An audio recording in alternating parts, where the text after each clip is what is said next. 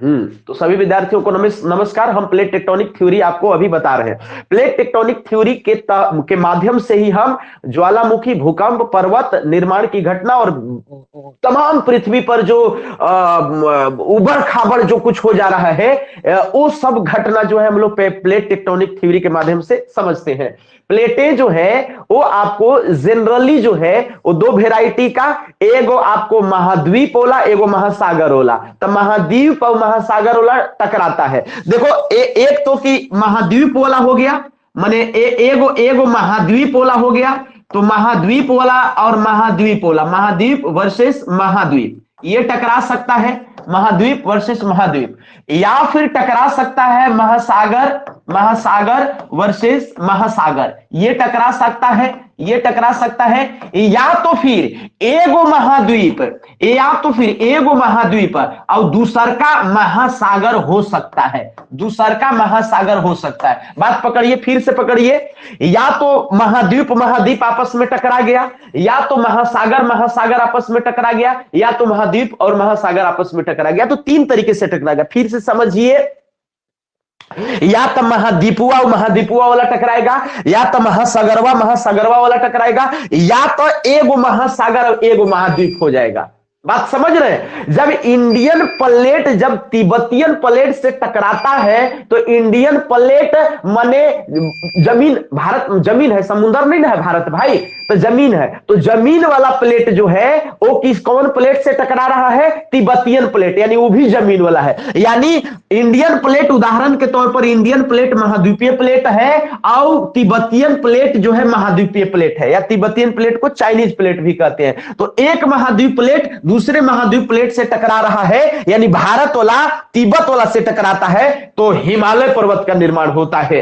और जब दो प्लेटें आपस में टकराती हैं तो वो बीच का जो मटेरियल होता है वो बाहरी लॉक से निकल जाता है, तो वो जो पर्वत बन जाता है तो उसी को फोल्ड माउंटेन कहते हैं। मतलब कि उसी को वलित पर्वत कहते हैं, वलित पर्वत कहते हैं। दुनिया में जितने भी नयका पर्वत है वो वलित पर्वत होते हैं। अब ये जीके जीएस का सवाल हुआ, वलित पर्वत, जहां जहां दूगो प्लेट टकराया और बीच के मटेरियल बहरी आया तो वो आपको फोल्डिंग जैसा मोड़ा के ऊपर उठ गया, इसीलिए उसको फोल्ड माउंटेन कहते हैं। और दुनिया के सभी फोल्ड माउंटेन सबसे नयका माउंटेन होते हैं, सबसे नया वाला पर्वत होते हैं। आ रहा है समझ में? नहीं आ रहा है समझ में? अच्छा, इसके बाद जब आपको महासागर महासागर वाला टकरा गया तब वो जो है सो वही चीज है। समझ आपको जानने का रोचक बात तब है जब एगो महाद्वीप वाला और एगो आपको महासागर वाला टकरा जाए। जब एक महाद्वीप और एगो महासागर वाला टकरा जाता है तब क्या होता है?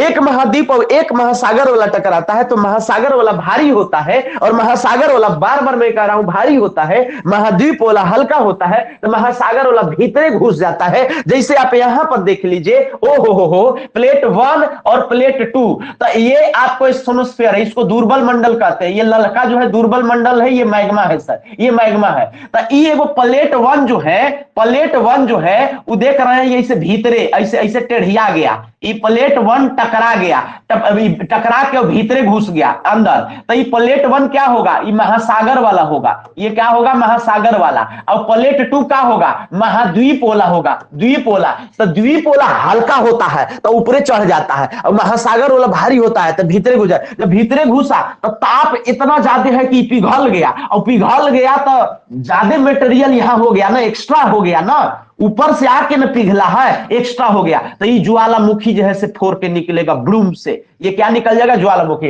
यानी ज्वालामुखी वहीं पर उत्पन्न होता है जहां पर दो विपरीत प्रकृति के प्रवृत्ति के प्लेटें टकराती है। यानी एक महासागर होना चाहिए और एक महाद्वीप होना चाहिए, टकरा गया तो ये आपको ज्वालामुखी बनेगा। कौची बनेगा? ज्वालामुखी। यही कारण है कि इंडियन प्लेट और तिब्बतियन प्लेट के टकराने से जो है पर्वत निर्माण होता है। क्योंकि इंडियन प्लेट भी कॉन्टिनेंटल है और तिब्बतियन प्लेट भी कॉन्टिनेंटल है, माने दोनों प्लेट जो है ओ हो दोनों प्लेट जो है वो महाद्वीपीय है, तो दोनों कोनो भीतरे जाए ला तैयार नहीं है, तो भीतरे नहीं जाता है तो ऊपरे उठता है खाली, तो ये पर्वत बनता है। इसलिए इंडियन प्लेट और तिब्बतियन प्लेट के टकराने से हिमालय में एको गो ज्वालामुखी नहीं देखिएगा, वो खाली पर्वत बनेगा। लेकिन लेकिन लेकिन लेकिन ऐसा जगह चिंबा राजो चले जाओ, कोटोपैक्सी चले जाओ, जहां पर या प्रशांत महासागर में जो है जापान के आसपास जो है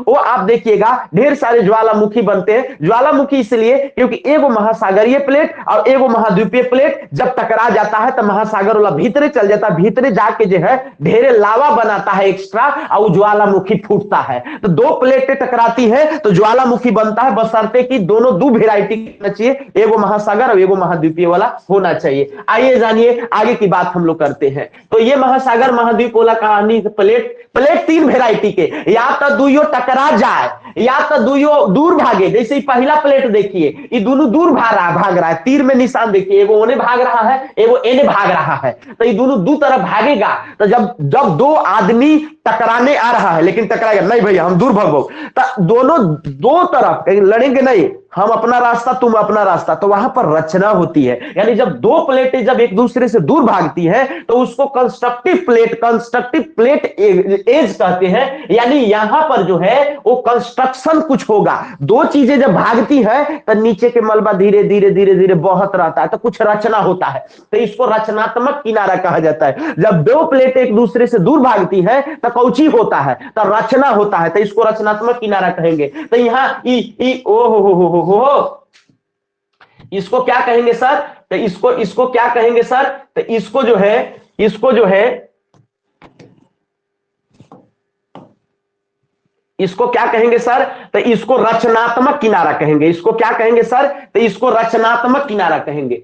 एक मिनट, इसको क्या कहेंगे सर, तो ये रचनात्मक हो गया, रचना यहां हो रहा है। यहां क्या हो रहा है सर, तो यहां पर दो प्लेटें एक दूसरे से टकरा के विनाश कर रही है, तो इसको विनाशात्मक किनारा कहेंगे। इसको क्या कहेंगे सर, विनाशात्मक किनारा कहेंगे। समझ रहे हैं कि नहीं समझ रहे हैं। और इसको क्या कहेंगे सर, तो यहां पर कुछ नहीं हो रहा है, ओहो जब दो प्लेट एक दूसरे से दूर भागे तो रचना होता है, दो प्लेट एक दूसरे से टकरा जाए, एगो भीतरे चल जाए, तो इसको विनाशात्मक कहते हैं। और जब दोनों दो तरफ जाए, माने एगो एने खिसक गया एगो एने खिसक गया, नहीं समझे, एगो एने एगो ओने, नहीं समझ बात के, तो इसको संरक्षी किनारा कहते हैं। इसको क्या कहते हैं सर, इसको संरक्षी किनारा कहते हैं। इसको क्या कहते हैं सर, संरक्षी। इसको क्या कहते हैं, संरक्षी किनारा कहते हैं। फिर से सुन लीजिए, जब दो प्लेटें एक दूसरे से दूर भागे तो रचनात्मक किनारा होता है। जब दो प्लेटें एक दूसरे पर चढ़ जाती है तो विनाशात्मक किनारा होता है। जब दो प्लेटों को कोई मतलब नहीं है, एगो एने जा रहा है एगो एने, न दूर भाग रहा है और न सट रहा है, हो न दूर भाग रहा है न सट रहा है, दोनों ऐसा इसी चल रहा है, ऐसा इसी। देखो यदि दूर भागे तो रचना होगा, नजदीक सटे तो विनाश होगा, और ऐसे इसी चले ऐसा इसी चले तो संरक्षी होगा। क्या बोलेंगे, इसको ट्रांसफॉर्म बोलेंगे, प्लेट बाउंड्री। इसको कन्वर्जेंट बोलेंगे, इसको डाइवर्जेंट। कन्वर्जेंट क्योंकि कन्वर्ज हो रहा है, दोनों सट रहा है। डाइवर्जेंट का मतलब कि क्या हो रहा है, दोनों दूर भाग रहा है। डाइवर्जेंट है ये कन्वर्जेंट है। समझ रहे हैं नहीं समझ रहे हैं, तो इस तरीके का है। चलिए इतना में इतना ही, यहां ई फिगर में इतना ही। 11th का आप 11th लेवल का ज्योग्राफी पढ़ रहे हैं और कुछ नहीं पढ़ रहे, आप 11th लेवल का ज्योग्राफी पढ़ रहे हैं। इसी को कंटिन्यू करेंगे, काम भर चुकी बता दिए हैं। यहां पर थोड़ा सा आप देखने का प्रयास करिए सर, छोड़ दीजिए ये आपके काम का नहीं है। थोड़ा सा अब आप जानिए, थोड़ा सा ज्वालामुखी से काफी प्रश्न आते हैं, तो विश्व के ज्वालामुखी को हम लोग देख लेते हैं, फटाफट देख लेते हैं, जल्दी जल्दी देख लेते हैं कि ज्वालामुखी कौची है, कहां है, कैसे है, कने से कहां निकलता है। जल्दी जल्दी में 5 मिनट में ज्वालामुखी देखते हैं, ठीक है। आप 7th क्लास के एनसीईआरटी में ज्वालामुखी के बारे में बेसिक बात पढ़े थे कि ज्वालामुखी कैसे बनता है। अभी बोले एगो प्लेट भारी एगो प्लेट हल्का, तो भरीबा घुस गया भीतरे और हल्का हुआ चढ़ गया ऊपरे। भारी हमेशा ओशियन प्लेट होता है, यानी महासागरीय प्लेटें हमेशा सदैव भारी होती हैं। कॉन्टिनेंटल प्लेट हल्की होने के कारण ऊपर चढ़ जाती हैं। ध्यान से समझिएगा, हल्की होने के कारण कॉन्टिनेंटल यानी महाद्वीपीय प्लेटें ऊपर चढ़ जाती हैं। तो यहां पर ज्वालामुखी वैसे ही जगह पर बनता है जहां पर दो प्लेटें आपस में टकराती हो, और टकराती हो लेकिन दोनों दो वेराइटी के होना चाहिए। एगो कौन वृंदावन होना चाहिए, एगो महासागर वाला होना चाहिए, एगो महाद्वीप वाला होना चाहिए, तब जाकर के क्या होगा कि एगो भीतरे चल जाएगा और पिघल जाएगा, तो ज्वालामुखी फूटेगा। जब ज्वालामुखी फूटेगा मेरे भाई, ओ हो, इसको यहां जो इसको जो होता है ना, ये सच पूछे तो इसी को ज्वाला का मुख, इसी को ज्वालामुखी कहा जाता है। सच पूछा जाए तो ज्वाला का मुख ये होता है, संपूर्ण को हम लोग ज्वालामुखी समझते हैं, लेकिन ज्वाला का मुख जो है, मुंह है, ज्वालामुखी मैंने कौन चीज, ज्वाला का मुख, तो ये ज्वालामुखी है। इसको क्रेटर भी कहा जाता है। यहां पर ये क्या होता है सर, क्रेटर, क्रेटर, इसको क्रेटर कहते हैं। क्या कहते हैं सर, यहां पर क्रेटर होता है। इस तरीके से ज्वालामुखी फूट रहा है। तो ज्वालामुखी में क्या क्या निकलता है सर, तो ज्वालामुखी में जो है वो मैग्मा, जलवाष्प और गैस तीनों निकलता है सर। आप ज्वालामुखी में जो है, एक मिनट, ज्वालामुखी में क्या क्या निकलता है थोड़ा सा आप देखने का प्रयास करिएगा। ज्वालामुखी में कौची कौची निकलता है, थोड़ा सा आप देखने का प्रयास करिएगा। ज्वालामुखी में क्या क्या निकलता है, फट से देख लीजिएगा। ज्वालामुखी में जो है, ओ हो, ज्वालामुखी में जो है वो ठोस भी निकलता है सर, मतलब सॉलिड मटेरियल भी निकलता है, लिक्विड भी निकलता है सर, और आपको गैस भी निकलता है सर, तीनों निकलता है। ठोस में क्या निकलता है सर, तो ठोस में जो है वो विशेष करके धूल कण निकलते हैं। क्या निकलते हैं, धूल कण से लेकर के चट्टान तक निकलते हैं। क्या निकलते हैं सर, धूल कण से लेकर के चट्टान तक निकलते हैं, बड़े बड़े चट्टान तक निकलते हैं। द्रव में क्या निकलते हैं सर, तो सबसे ज्यादा द्रव में जो है वो आपको मैग्मा निकलता है।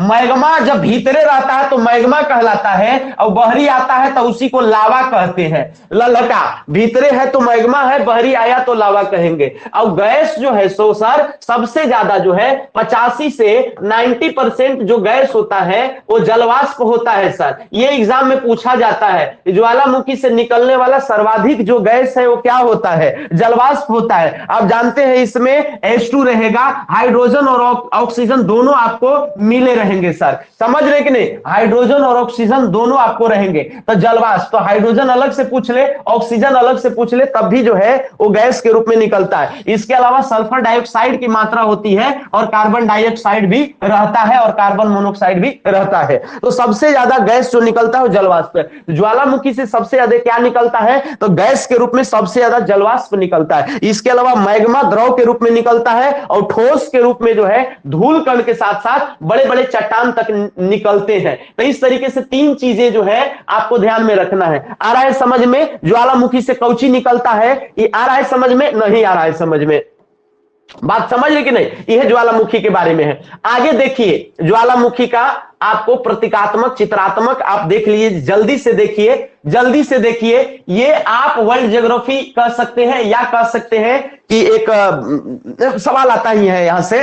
ज्वालामुखी 3 टाइप्स के होते हैं। एक आपको एक्टिव वोल्केनो होता है सर, एक डोरमेंट होता है, सुसुप्ता अवस्था में होता है, एक डेड वोल्केनो होता है सर, वो मृत हो जाता है। 3 प्रकार के ज्वालामुखी। जो ज्वालामुखी से सदैव जो है, जिसके मुख से जो है ज्वाला निकल रहा है, उसको सक्रिय ज्वालामुखी बोलते हैं। बहुत सारा, जैसे एटना हो गया, कोटोपैक्सी हो गया, बहुत सारे ज्वालामुखी हैं जो एक्टिव मोड में है। सुसुप्त ज्वालामुखी वैसे ज्वालामुखी जो आपको पहले कभी हजारों लाखों साल पहले, हजारों साल, लाखों साल पहले कभी ज्वालामुखी से निकल रहा था मटेरियल, लेकिन अब बंद हो गया है। और डेड ज्वालामुखी, समझ के ना, जो कभी ज्वाला फूटा था लेकिन अब भविष्य में कभी भी फूटने का संभावना नहीं है, लेकिन ये सूतल है, ये फूट सकता है। पूछता है तीनों में सबसे खतरनाक कौन है, तो सबसे तीनों में खतरनाक, बहुत लोग सक्रिय वाले को टिक लगाते हैं। जब शेर जागल है तो खतरनाक नहीं है,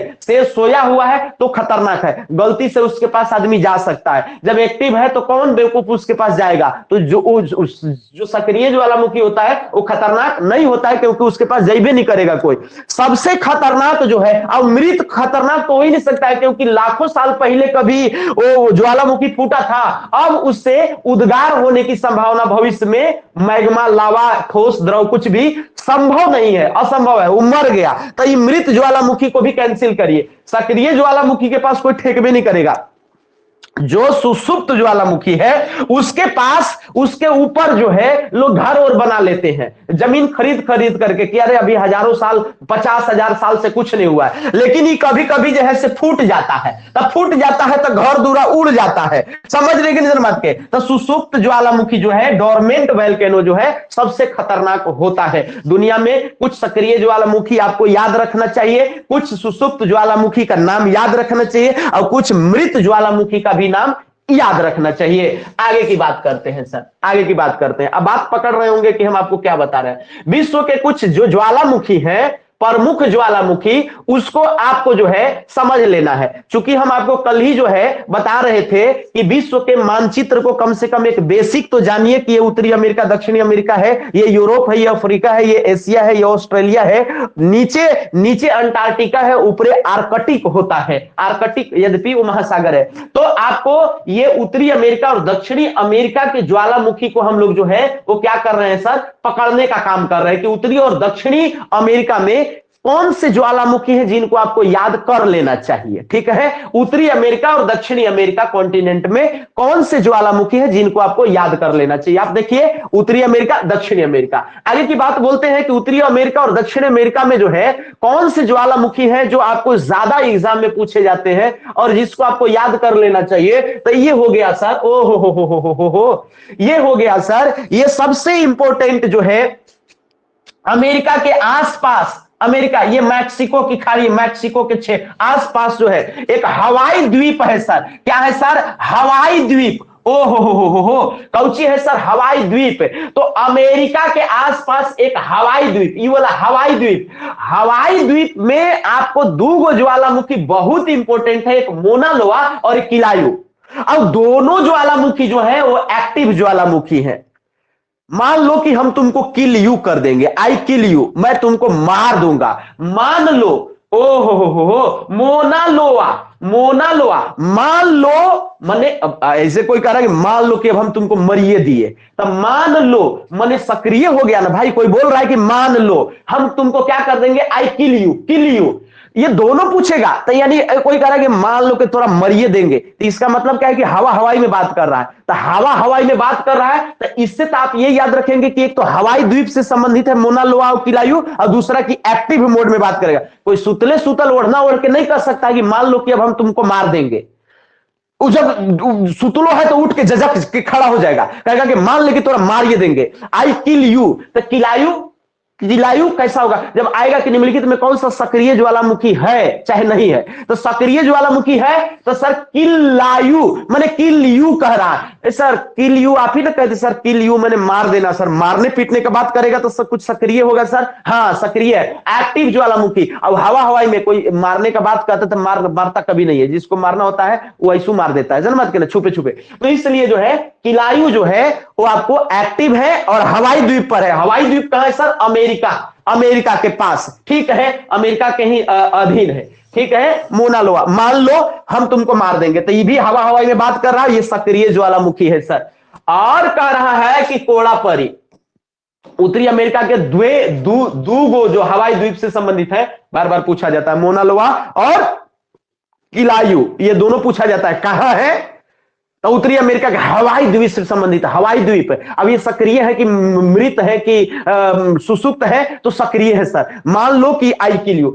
एक और है सर यहां से दक्षिणी अमेरिका से रिलेटेड है सर, आप देख लीजिए सर। तो दक्षिणी अमेरिका जो इक्वाडोर, यहां पर एक जगह है सर इक्वाडोर, दक्षिणी अमेरिका का ये वाला जो जगह है सर इक्वाडोर है। यहां पर आप ब्राजील देखेंगे, ये ब्राजील का इधर इलाका है सर, फिर इधर अर्जेंटीना का इलाका है सर, बहुत सारे देश हैं। लेकिन यहां पर एक ये कोटोपैक्सी ज्वालामुखी है जो इक्वाडोर में पड़ता है, जो साउथ आपको अमेरिकन कॉन्टिनेंट का भाग है। तो दक्षिण अमेरिका में जो है ब्राजील के बगल में एक देश है इक्वाडोर। तो इक्वाडोर में जो एक सक्रिय ज्वालामुखी है और जिसका नाम है कोटोपैक्सी। तो कोई कह रहा है कि कोटोपैक्सी, कोटोपैक्सी माने कोड़ा परी, कोड़ा मारेंगे। तो कोड़ा मारने के लिए यदि कोई कह रहा है कोटोपैक्सी, मैंने मान के चलिए कि कोड़ा, कोटो माने कोड़ा, कोड़ा से याद रखिए। तो कोड़ा मारने के लिए कह रहा है कि मान लो कि हम तुमको कोड़ा से मार के मुआ देंगे, माने आई किल यू। तो किलायु का है? एक्टिव है।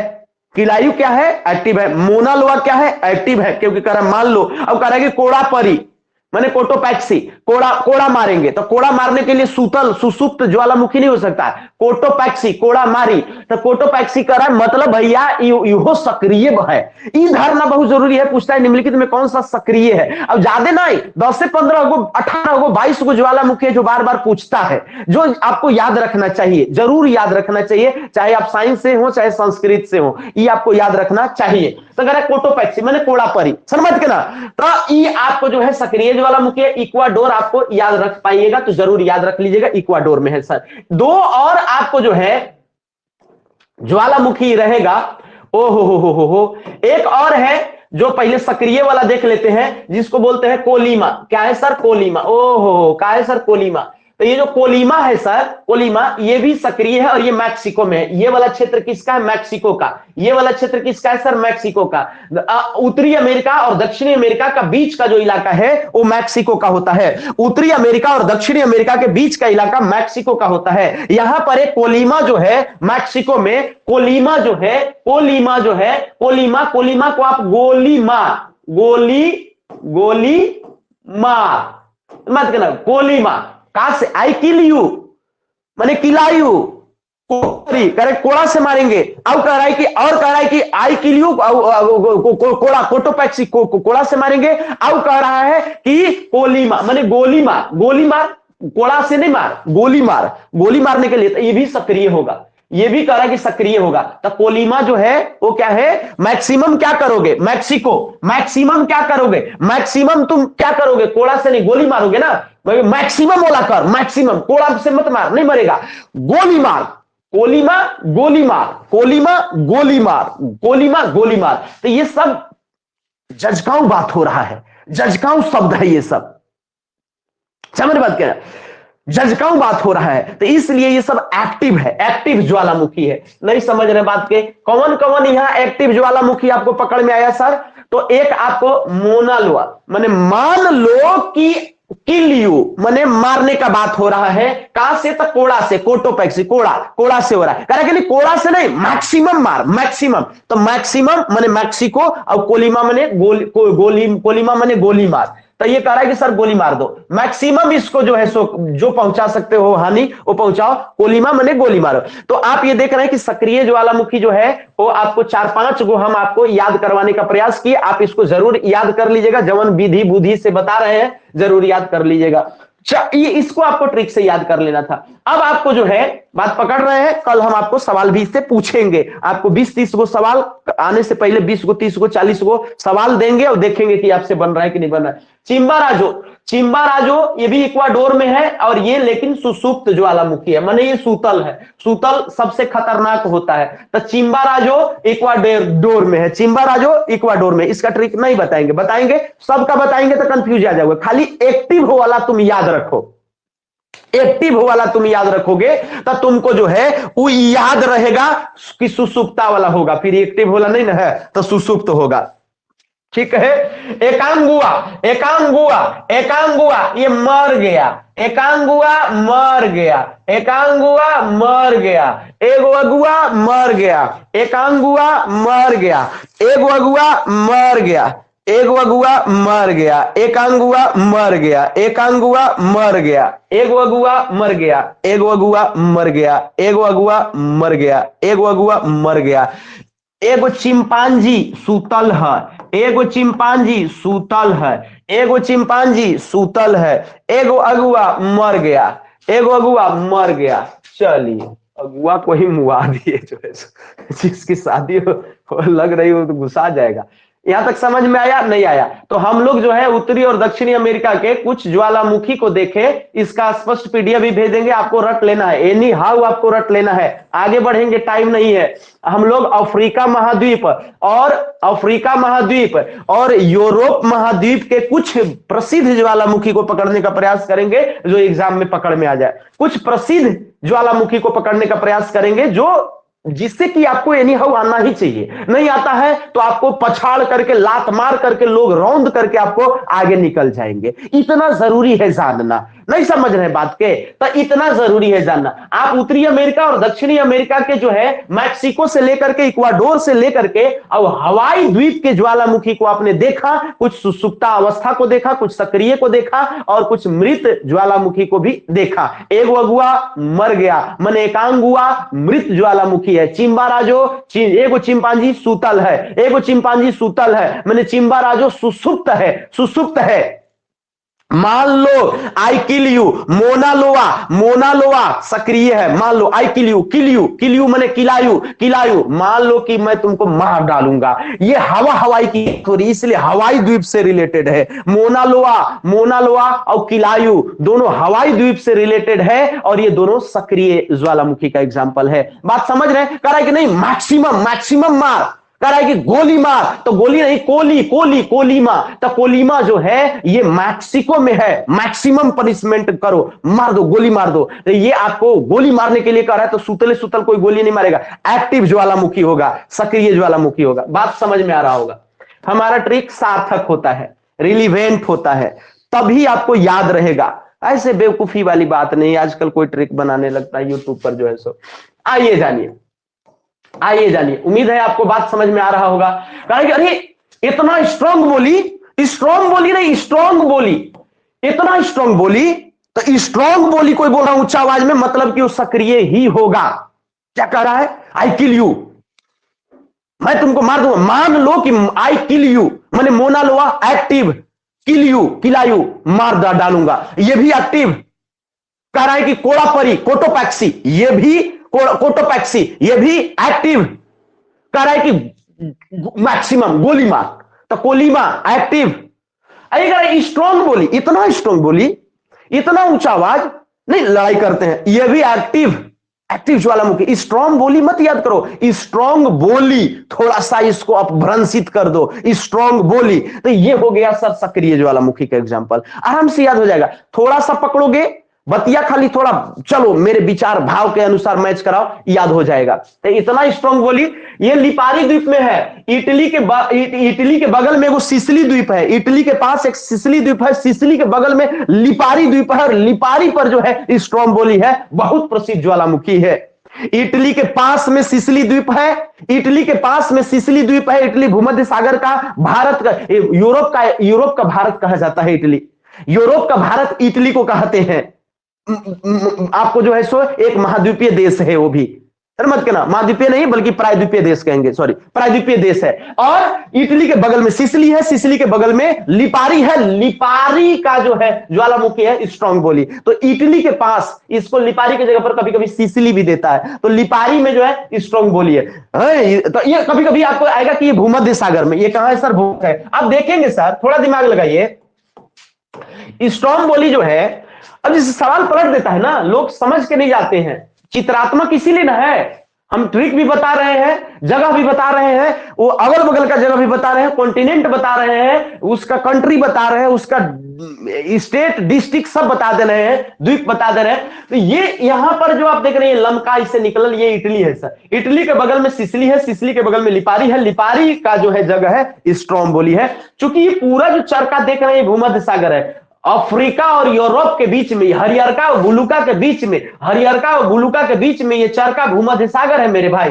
हरियरका और बुलुका के बीच में चरखा भूमध्य सागर है, मेडिटेरियन सी भूमध्य सागर है, और भूमध्य सागर के बीच में घुसा हुआ इधर इटली, इटली के बगल में सिसिली, सिसिली के बगल में लिपारी, और लिपारी का एक एक्टिव वोल्केनो है, सक्रिय ज्वालामुखी है, जिसका नाम है स्ट्रॉन्ग बोली। इतना स्ट्रॉन्ग बोली, इतना ऊंचा आवाज, ये सक्रिय ज्वालामुखी का एग्जांपल है सर। ओहो हो, इतना इतना स्ट्रॉन्ग बोली, इतना इतना स्ट्रॉन्ग बोली, कोड़ा परी, आई kill you, I kill you, गोली मार, ये सब जो है ना सर, इतना स्ट्रॉन्ग बोली। इतना क्या होगा? इतना इतना जो है बीतना नहीं, इतना इतना क्या है सर? चूंकि इतना भी सिसिली में है, सिसिली के बगल में लिपारी है, तो सिसिली और लिपारी दोनों में आपको दो सक्रिय ज्वालामुखी बहुत प्रसिद्ध, एटना और एटना। ओहो, आप देखिए यहां पर ये तीर यहां से लगाया है, यहां से गया, यहां से गया। ओहो, एक मिनट इतना स्ट्रॉन्ग बोली, तो इतना भी सक्रिय और स्ट्रॉन्ग बोली भी सक्रिय। इतना स्ट्रॉन्ग बोली, इतना स्ट्रॉन्ग बोली, नहीं समझ रहे? ओहो, आप समझ गए होंगे, आप समझ गए। या तो भूमध्य सागर यदि ऑप्शन में आएगा तो भूमध्य सागर कहेगा कि इतना, चाहे स्ट्रॉन्ग बोली इतना और स्ट्रॉन्ग बोली, ये जो ज्वालामुखी है वो किधर है? तो हवाई द्वीप ऑप्शन में रहेगा, तो हवाई द्वीप तो अमेरिका के पास है। मैक्सिको ऑप्शन में रहेगा, वो तो उत्तरी अमेरिका और दक्षिण अमेरिका के बीच में मैक्सिको है, वो उधर उधर नहीं करना। इक्वाडोर तो दक्षिणी अमेरिका में है, ब्राजील के पास और अर्जेंटीना के पास। तो सर ये स्ट्रोम्बोली और एटना कहां है सर? भूमध्य सागर में। तो स्ट्रोम्बोली कहां है सर? तो सिसिली के बगल में लिपारी है, लिपारी में है, लिपारी में। भूमध्य सागर में एक लिपारी जगह है, लिपारी, तो लिपारी में स्ट्रोम्बोली है सर। और एटना जो है वो सिसिली पर है, सिसिली द्वीप है, छोटा सा द्वीप है, इटली का भाग।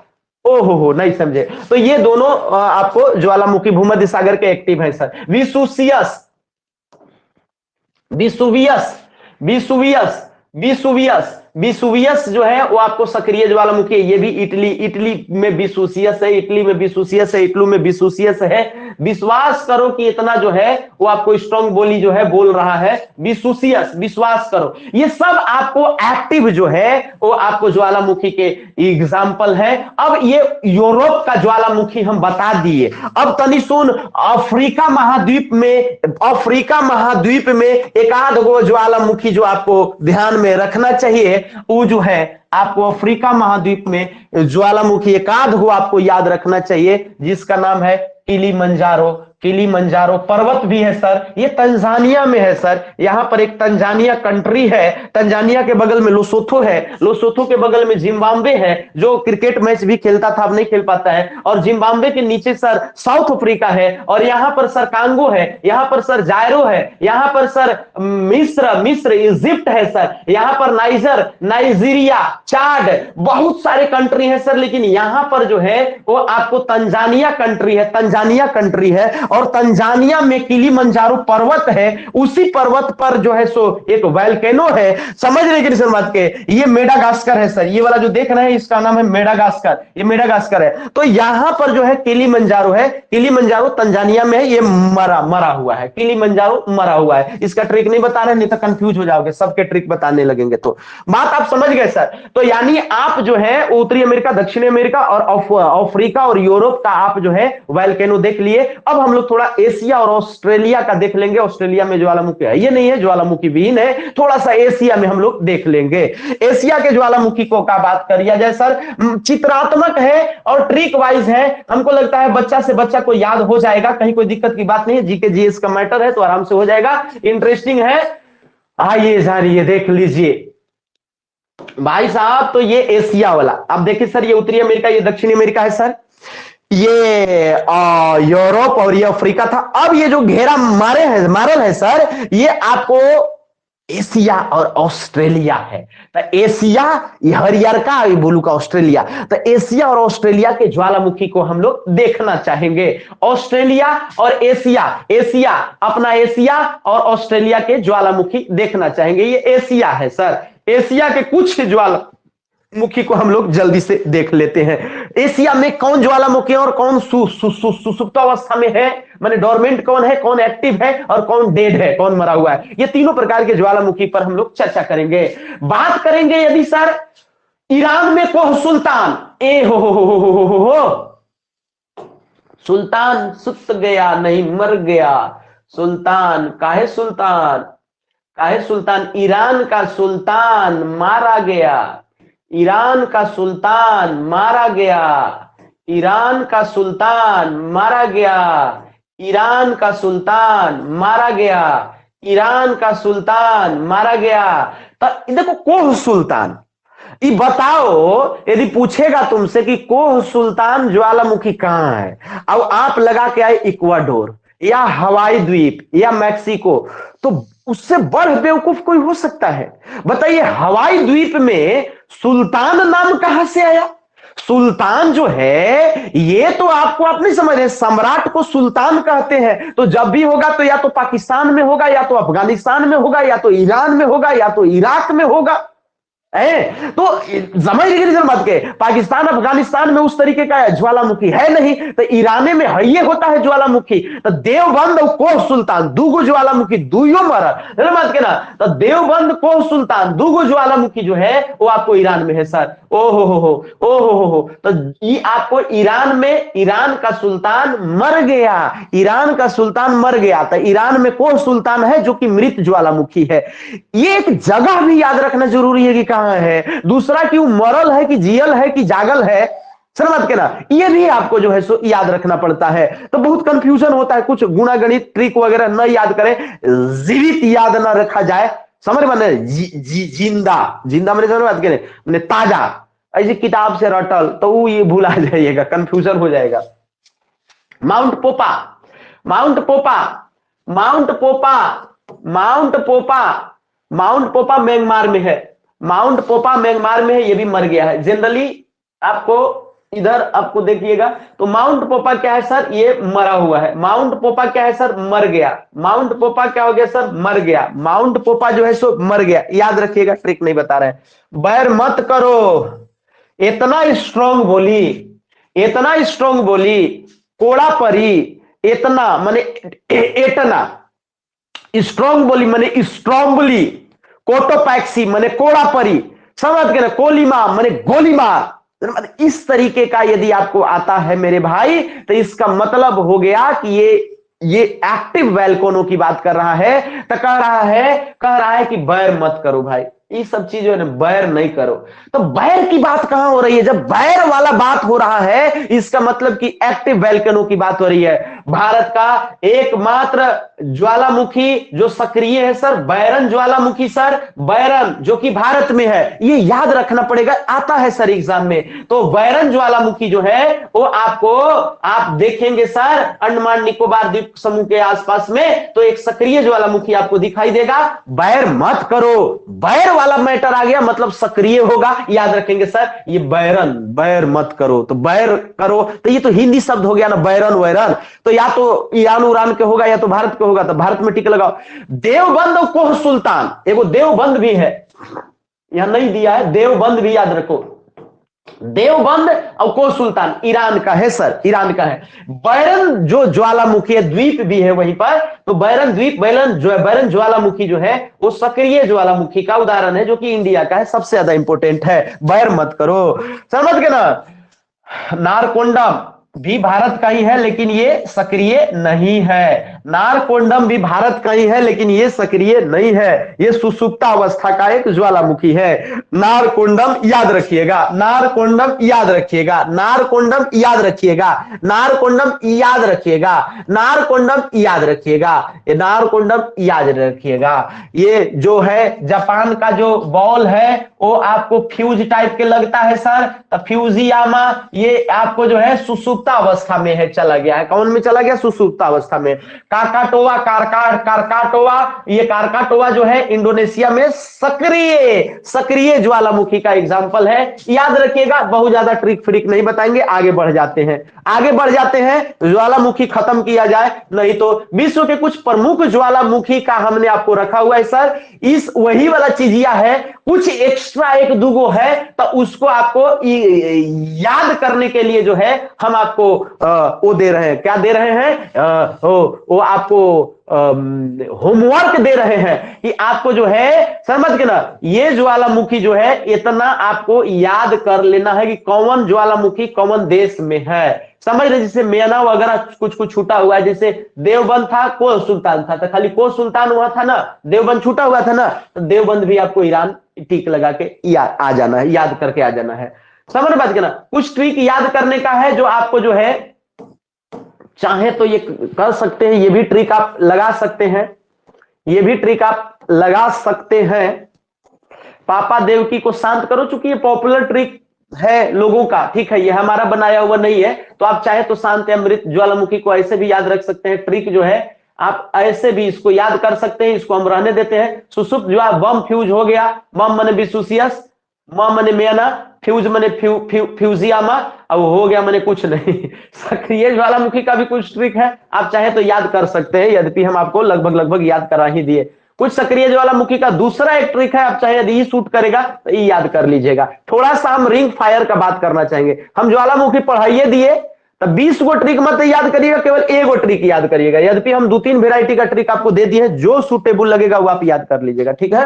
अब हम आपको जो है कोशिश करिएगा कि जैसे हम बोले हैं वैसे आप लिख लीजिएगा और उसी के अनुसार याद करिएगा तो ज्यादा बढ़िया रहेगा, क्योंकि जो है जो हम बोल दिए वो आपका जो है याद ज्यादा रहेगा। समझ रहे हैं कि नहीं समझ रहे हैं? वो विधि से ज्यादा याद रहेगा। अब आइए थोड़ा सा जानिए, जो बार बार एग्जाम में सवाल पूछा जाता है, एनसीईआरटी का चीज है सर, 11th क्लास के एनसीईआरटी का चीज है। ये रिंग ऑफ फायर क्या होता है, एग्जाम में सवाल पूछा जाता है। Ring of fire, ring of fire क्या होता है सर? ये ring of fire, ring of fire कैसे है सर? ये जो आप लाल लाल देख रहे हैं, ये एक रिंग बन रहा है और ये एक ज्वालामुखी का रिंग है, ऊपर तक जाएगा। ये रिंग ऑफ फायर, ये रिंग ऑफ फायर, ये रिंग ऑफ फायर, ये रिंग ऑफ फायर, ये कौची है सर? ये रिंग ऑफ फायर क्या है? ये रिंग ऑफ फायर, इसको अग्नि वलय भी कहते हैं। इसको क्या कहते हैं सर? ये पैसिफिक ओशियन हो गया, यानी पूरा ये क्या है सर? प्रशांत महासागर। तो रिंग ऑफ फायर कहां बनता है? तो प्रशांत महासागर में। कैसे बनता है सर? किधर किधर? तो ये पूरा जो है वो आपको उत्तरी अमेरिका और दक्षिणी अमेरिका ये ऐसे होते हुए जो है, और पूरा इसके अंदर जो है वो आपको उत्तरी अमेरिका, दक्षिणी अमेरिका और यहां ऑस्ट्रेलिया तक जाता है। ये मतलब पूरे प्रशांत महासागर के लगभग लगभग चारों बगल जो है वो ज्वालामुखी फूटता है, और ज्वालामुखी आसमान से देखने पर अग्नि का रिंग टाइप का दिखाई देता है। ऐसा लगता है मानो जो है अग्नि वलय हो, रिंग हो, फायर ऑफ रिंग हो। तो इस तरीके से जो है रिंग ऑफ फायर हो, सॉरी, तो इस तरीके से जो है वो आपको देखने को मिलता है। इसलिए जो है इसको हम लोग रिंग ऑफ फायर कहते हैं। तो ये प्रशांत महासागर से संबंधित है, प्रशांत महासागर से संबंधित है। तो प्रशांत महासागर से संबंधित है, थोड़ा सा बस ध्यान रखिएगा, एक बेसिक बात है जो जानना चाहिए। ज्वालामुखी ऐसे फूटता है, तनि सुन चित्र महसूस कर लीजिए।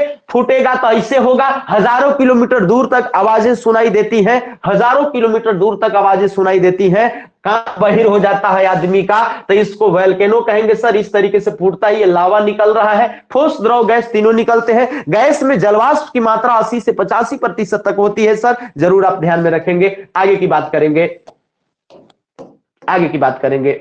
ये जब ज्वालामुखी निकलता है तो कुछ इस तरीके से इसका लावा जो है वो आपको बहता है। ज्वालामुखी जब फूटता है तो लावा जो है, ये आप पहले चित्र देखिए, बात समझिए, इसके बाद एक आपको बात बताते हैं, जल्दी से आप ये चित्र देखिए, समझिए। जब ज्वालामुखी जब फूटता है तो ये ऐसे लावा जो है से बह करके पतर जाता है। ठीक, अब समझिएगा, बात पकड़िएगा, अब बात अब पकड़िएगा। ज्वालामुखी जब फूटता है सर, ध्यान समझिएगा, जब ज्वालामुखी फूटता है तो ये जो फूटता है इससे आपको जो है वो दो चीज आपको निकलता है सर। एक वो आपको अम्ल निकलेगा सर, और एक वो आपको इसका लावा में माने मैग्मा में क्षार निकलेगा सर। क्या निकलेगा? माने एसिड और बेस दोनों निकलता है। जब एसिड निकलता है सर, एसिड निकलता है, एसिड निकलता है, एसिड निकलता है, तो ये क्या होगा सर? एसिड निकलेगा तो इसमें सिलिका की मात्रा जो है, सिलिका प्रति जो है वो क्या होगा? अधिक होगा, अधिक होगा। अब इसमें सिलिका की मात्रा जो है वो नहीं के बराबर होगी। सिलिका परसेंटेज जो है वो आपको कम होगा या नहीं होगा? नहीं होगा। सिलिका यदि ज्यादा मात्रा में रहेगा, तो सिलिका यदि ज्यादा हो गया तो ये क्या होगा कि चिपचिपा हो जाएगा और नजदीके एक छोटा ज्वालामुखी निकलेगा, माने यहीं रह जाएगा। और सिलिका यदि कम होगा तो ये पतर के बह जाएगा। सिलिका कम रहेगा, जिस ज्वालामुखी में सिलिका की मात्रा कम होती है वो पतर करके काफी दूर तक चला जाता है, और जिस ज्वालामुखी में सिलिका की मात्रा जो है वो थोड़ी सी ज्यादा होती है वो चिपचिपा होकर के एक ही जगह पर रह जाता है। जिस ज्वालामुखी में सिलिका की मात्रा अधिक होगी यानी अम्लीयता होगा वो, और वो जो है एक ही जगह पर जम जाएगा, ज्यादा दूर नहीं जाएगा। ये ज्यादा दूर में बह रहा है, मतलब कि सिलिका जो है इसमें कम होगा। बात समझते रहिएगा, अब आगे बढ़ते रहिएगा। ज्वालामुखी का कुछ जो है स्वभाव जो 11th लेवल पर आपको पढ़ना है, तो ये आप थोड़ा सा फिर से समझते चलिएगा। चूंकि इधर से ज्वालामुखी आदि से प्रश्न पूछे ही जाते हैं, इसलिए जो है सो आपको ये बात को पकड़ लेना है। आप देख रहे हैं ज्वालामुखी, इसी को जो है क्रेटर या गड्ढा कहते हैं। इसको क्या कहते हैं सर? और क्रेटर, बार बार कह रहे हैं। ये जो आप देख रहे हैं ब्राउन कलर वाला, वो धुआं निकला हुआ है, ठीक है। ज्वालामुखी राख या बादल कहते हैं, पूरा बादल ऐसा बन जाएगा, ऊपरे बादल पूरा बन जाएगा, ठीक है सर। इसमें जो है वो आपको यहां पर आप देख रहे हैं कि एक ज्वालामुखी पहले था, लेकिन अब ये क्या हो गया? निष्क्रिय हो गया है। अब इन्हें से ज्वालामुखी नहीं निकलता है। बाकी जो है ये आप देख रहे हैं, इससे लावा जो है से बह रहा है, ये लावा का प्रवाह हो रहा है। ये इधर लावा जो है सब जम गया। ये लावा कैसे जमता है वो आपको अभी तुरंत बता रहे हैं। जब लावा ये जम जाएगा तो आपको 5 वेराइटी के जमेगा। अभी आप तनी सुन समझ लीजिएगा। ये आपको इसको बोलते हैं, ई जो वाला जो है इसको बोलते हैं एस्थोनोस्फेयर, यानी ये जो है दुर्बल मंडल है। कौन मंडल? दुर्बल मंडल। दुर्बल मंडल के मटेरियल पिघल करके ताप और दाब के कारण ये बहरी आता है और बहरी फूट करके लावा निकलेगा। यदि सिलिका की मात्रा ज्यादा होगी लावा में तो आपको जो है वो यही चिपचिपा जाएगा, और सिलिका कम होगा तो बह करके दूर तक चला जाएगा। समझ रहे कि नहीं समझ रहे? अब आप समझिएगा कि यदि ज्वालामुखी निकलता है तो आउ कौची होता है। लावा देखिए ऐसू निकलता है, आप ये वाला देखिए, लावा इस तरीके से निकलता है। अभी ज्वालामुखी से आपको बात बता रहे हैं कि कैसे का है, देखिएगा इस समय इस तरीके से लावा निकलता है। अब इसको आप इन्हें साइड में करिए। अब एगो बात समझिए जो बता रहे हैं, ध्यान से समझिएगा। जब पृथ्वी के अंदर लावा या मैग्मा बाहर निकलने का प्रयास करता है तो फिर क्या क्या होता है? तो जब ज्वालामुखी ये लावा या मैग्मा जो है वो किस रूप में बदलता है, देखिएगा। लावा तो बाद में रहेगा, बल्कि इसको आप मैग्मा ही कहिए। वास्तविक नाम इसका भी मैग्मा है। मैग्मा किन रूपों में आपको चेंज आपको रहेगा? लावा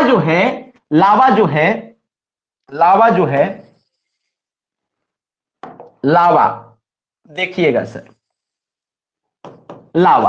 लावा एगो जो है ये रहेगा बैथोलिथ। क्या रहेगा सर? बैथोलिथ। एगो क्या रहेगा सर? बैथोलिथ। एगो बैथोलिथ रहेगा। एगो लावा जो है वो जमेगा तो ओकरा लोकोलिथ कहेंगे। क्या कहेंगे सर? ओकरा लोकोलिथ कहेंगे। ओकरा क्या कहेंगे सर? लोकोलिथ। एगो के कहेंगे सर लोपोलिथ। एगो के क्या कहेंगे सर? लोपोलिथ कहेंगे। ओकरा क्या कहेंगे सर? लोपोलिथ। एगो लावा जो रहेगा सर वो रहेगा फेकोलिथ। एगो क्या रहेगा सर? फेकोलिथ रहेगा। एगो क्या रहेगा सर? फेकोलिथ। एगो रहेगा सील। और एगो जो रहेगा वो रहेगा सर डाइक। एगो रहेगा डाइक। अब आप समझेंगे सर कि ये क्या है सर, ये क्या लिख दिए सर इतना मारी ये ज्वालामुखी से रिलेटेड सर? अभी तुरंत आपको समझ में आ जाएगा। इसको आप समझने का प्रयास करिएगा, ध्यान से समझिएगा। जैसे मान लिया जाए कि ये हमारा बैथोलिथ, तो जैसे ये जमीन है, ये धरती है। और ये जो मटेरियल है सर, वो आपको धरती के नीचे ही जो है वो कहीं पर धरती के नीचे बैठा हुआ मिल रहा है, तो इसको हम बैथोलिथ कहेंगे। ध्यान से समझना, बात समझते चलना, पकड़ते चलना। जब धरती के नीचे ही जो है वो लावा बहरी नहीं निकल पाया, और नीचे ही कहीं जो हम लोग धरती पर जहां रेंग रहे हैं उसके कुछ नीचे ही लावा यदि बैठल है तो उसको बैथोलिथ कहेंगे सर। ध्यान से समझिएगा। यदि लावा तनी सुन ऊपरे आ गया, धरती के ऊपरे, फिर से समझिएगा, जैसे में सर बात समझिएगा, जैसे में सर हो बात समझिएगा। तनी सुन टाइम दीजिएगा, बस 1 मिनट आपको हम पूरा क्लियर करा देते हैं। जैसे ये है सर, जैसे मान लीजिए लावा जो है ऊपरे आ गया, ऊपरे धरती के एकदम करीब आ गया लावा। अब ऐसन हो गया, ऐसन में उतलाकार हो गया, कॉनकेव टाइप का हो गया, तो इसको जो है लोकोलिथ कहते हैं सर। लोको पायलट के साइड मिरर में क्या यूज किया जाता है? तो उत्तल दर्पण यूज किया जाता है। तो उतलाकार यदि धरती के नजदीक यदि कोई चीज दिखाई दे रहा है तो उसको बोलेंगे लोकोलिथ। ऐसे भी लोकने के लिए ऊपरे फेंकना पड़ेगा। तो कौची लोको? गेंदा लोको। तो लोकने के लिए ऊपरे फेंकना पड़ेगा। तो ऊपरे यदि धरती के करीब उतलाकार ऐसे कोई चीज यदि दिख रहा है मतलब कि लोकोलिथ है, नीचे बैठल है तब बैथोलिथ है। कौची है सर? बैथोलिथ है। बैठो, नीचे बैठल है तब बैथोलिथ है।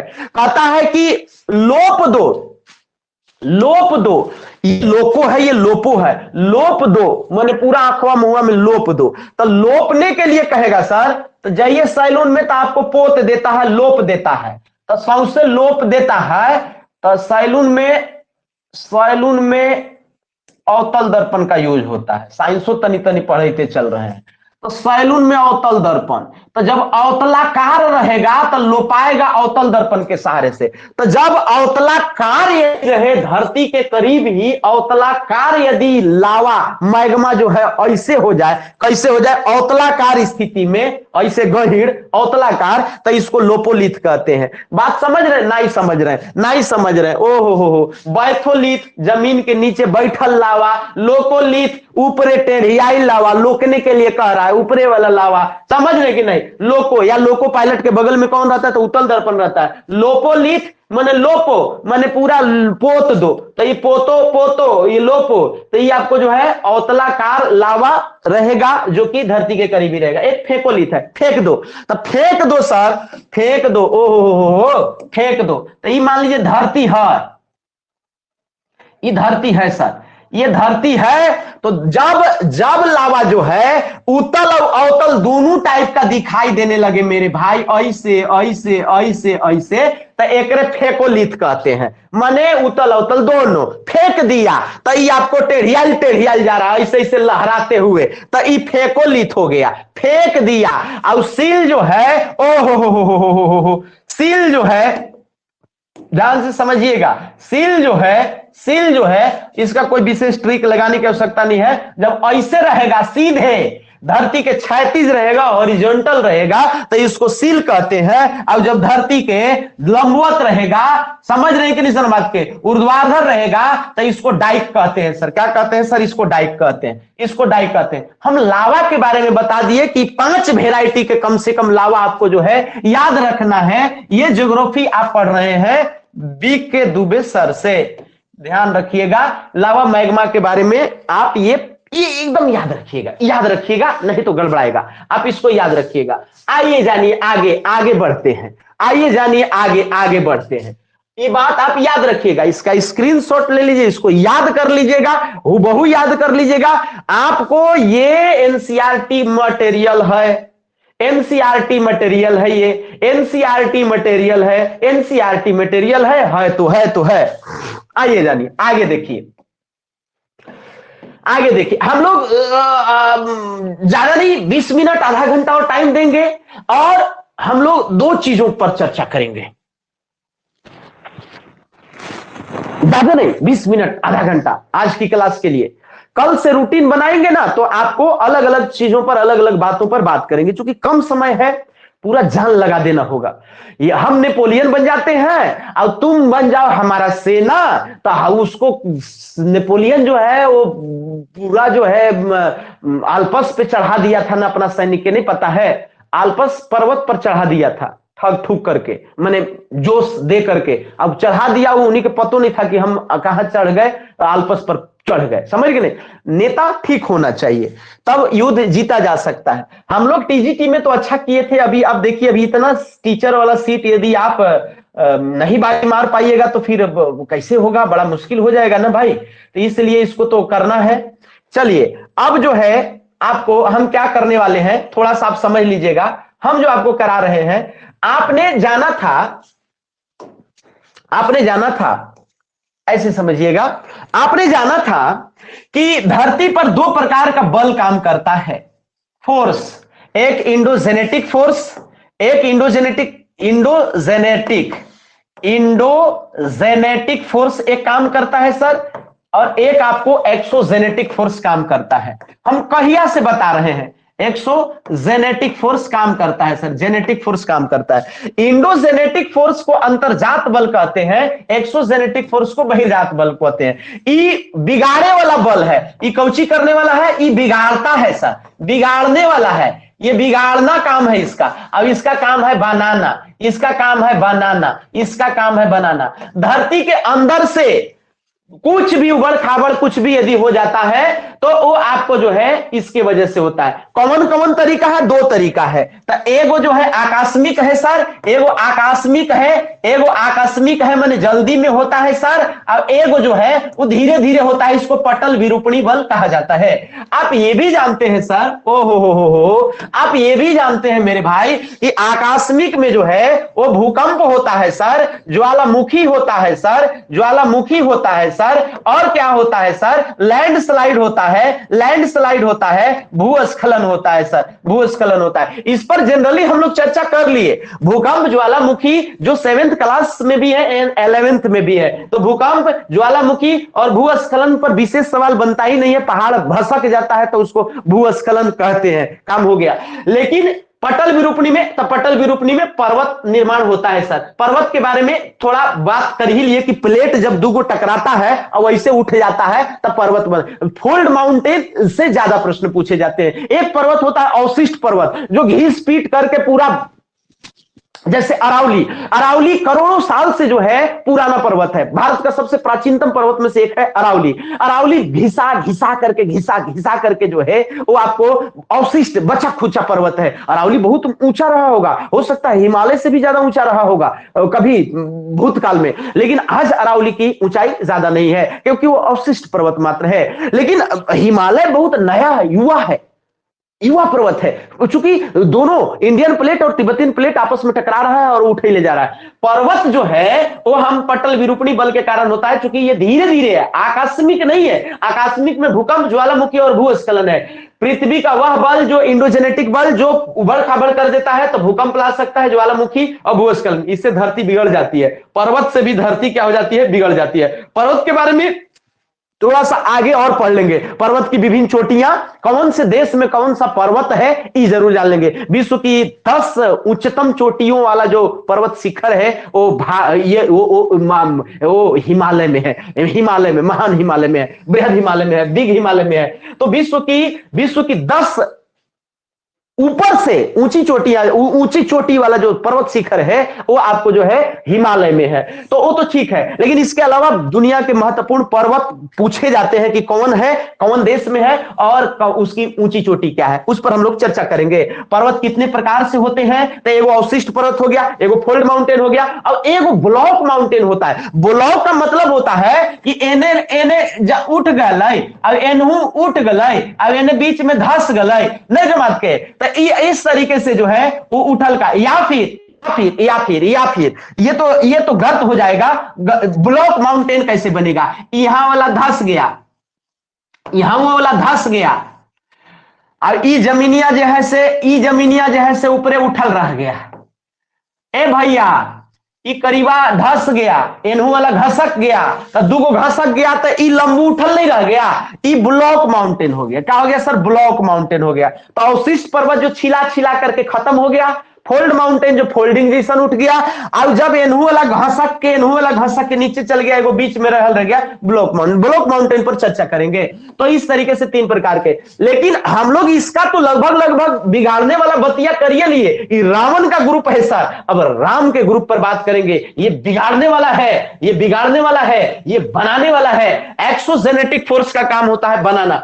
कौन चीज बनाता है सर? तो नदी बनाते हैं सर। वर्क ऑफ रिवर की बात करेंगे सर। तो नदियां किस प्रकार से जमीन को समतल करने का प्रयास करती है, उस पर अभी जस्ट चर्चा करेंगे। इसके बाद पवन, वायुदेव, अब यहां बनाने के लिए वरुण देव को भेजा गया, वायुदेव को भेजा गया, समुद्र देव को भेजा गया। समुद्र भी जो है धरती को समतल करने का प्रयास करती है। दुनिया में 2 प्रकार के फोर्स काम करती है, एक बिगाड़ने वाला, एक बनाने वाला। ये प्रकृति हमको सिखाती है। नदियां बनाती है, पवन बनाता है, समुद्र क्या करे सर? बनाता है, और एक हिम देवता है, बर्फ। ये 4 गो आपको है दूत, जो क्या करता है? धरती को समतल करता है। आइए जानिए नदियों के कार्य, पवन के कार्य, समुद्र के कार्य और हिम के कार्य करेंगे, देखेंगे। और इसमें कुछ जब नदी जब पानी बहेगा तो कुछ काट कूट कर देगा, तो उसमें जो है इसमें आपको जलप्रपात, झरना बनेगा, छिपरिका बनेगा, वी आकार की घाटी बनेगी, गार्ज बनेगा, कैनियन बनेगा,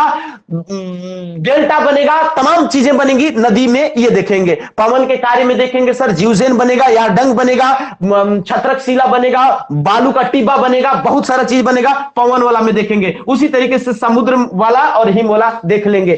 क्या स्थाकृति देखने को मिलता है वो एग्जाम में सवाल, 7th क्लास में है, हम आपको कल दिखा चुके हैं, 7th क्लास में है ये, हम आपको कल दिखा चुके हैं। अब 11th में तो है ये। तो आइए 7th और 11th को मिला करके हम लोग आगे अपनी पढ़ाई को और स्ट्रॉन्ग करते हैं। आइए जानिए, आगे देखते हैं सर। आइए जानिए, हम लोग बात करते हैं नदी द्वारा स्थल जो निर्मित स्थलाकृति है।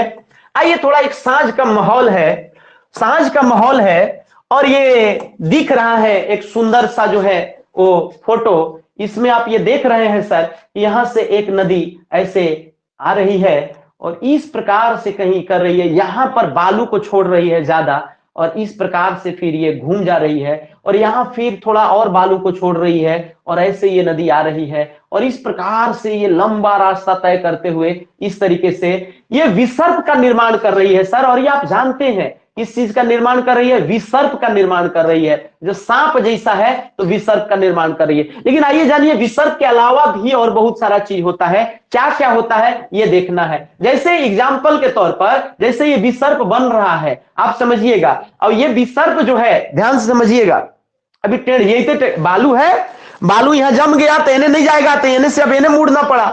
अभी एक टाइम ऐसा आएगा कि ये इतना टेढ़िया जाएगा, इतना टेढ़िया जाएगा, ये इतना टेढ़िया जाएगा, इतना टेढ़िया जाएगा कि ये क्या करेगा, जैसे यहीं से टेढ़िया गया, अब ये इतना टेढ़िया गया, लेकिन अब ये क्या हो जाएगा ना कि ये आपको कहीं जो है वो आपको जैसे ऐसे टेढ़िया के, ऐसे टेढ़िया के एकरा में सट जाएगा। अब जैसे सट गया तो सट गया तो एक आपको पानी बच जाएगा, इन्हीं से फिर नदी सीधे चल देगा।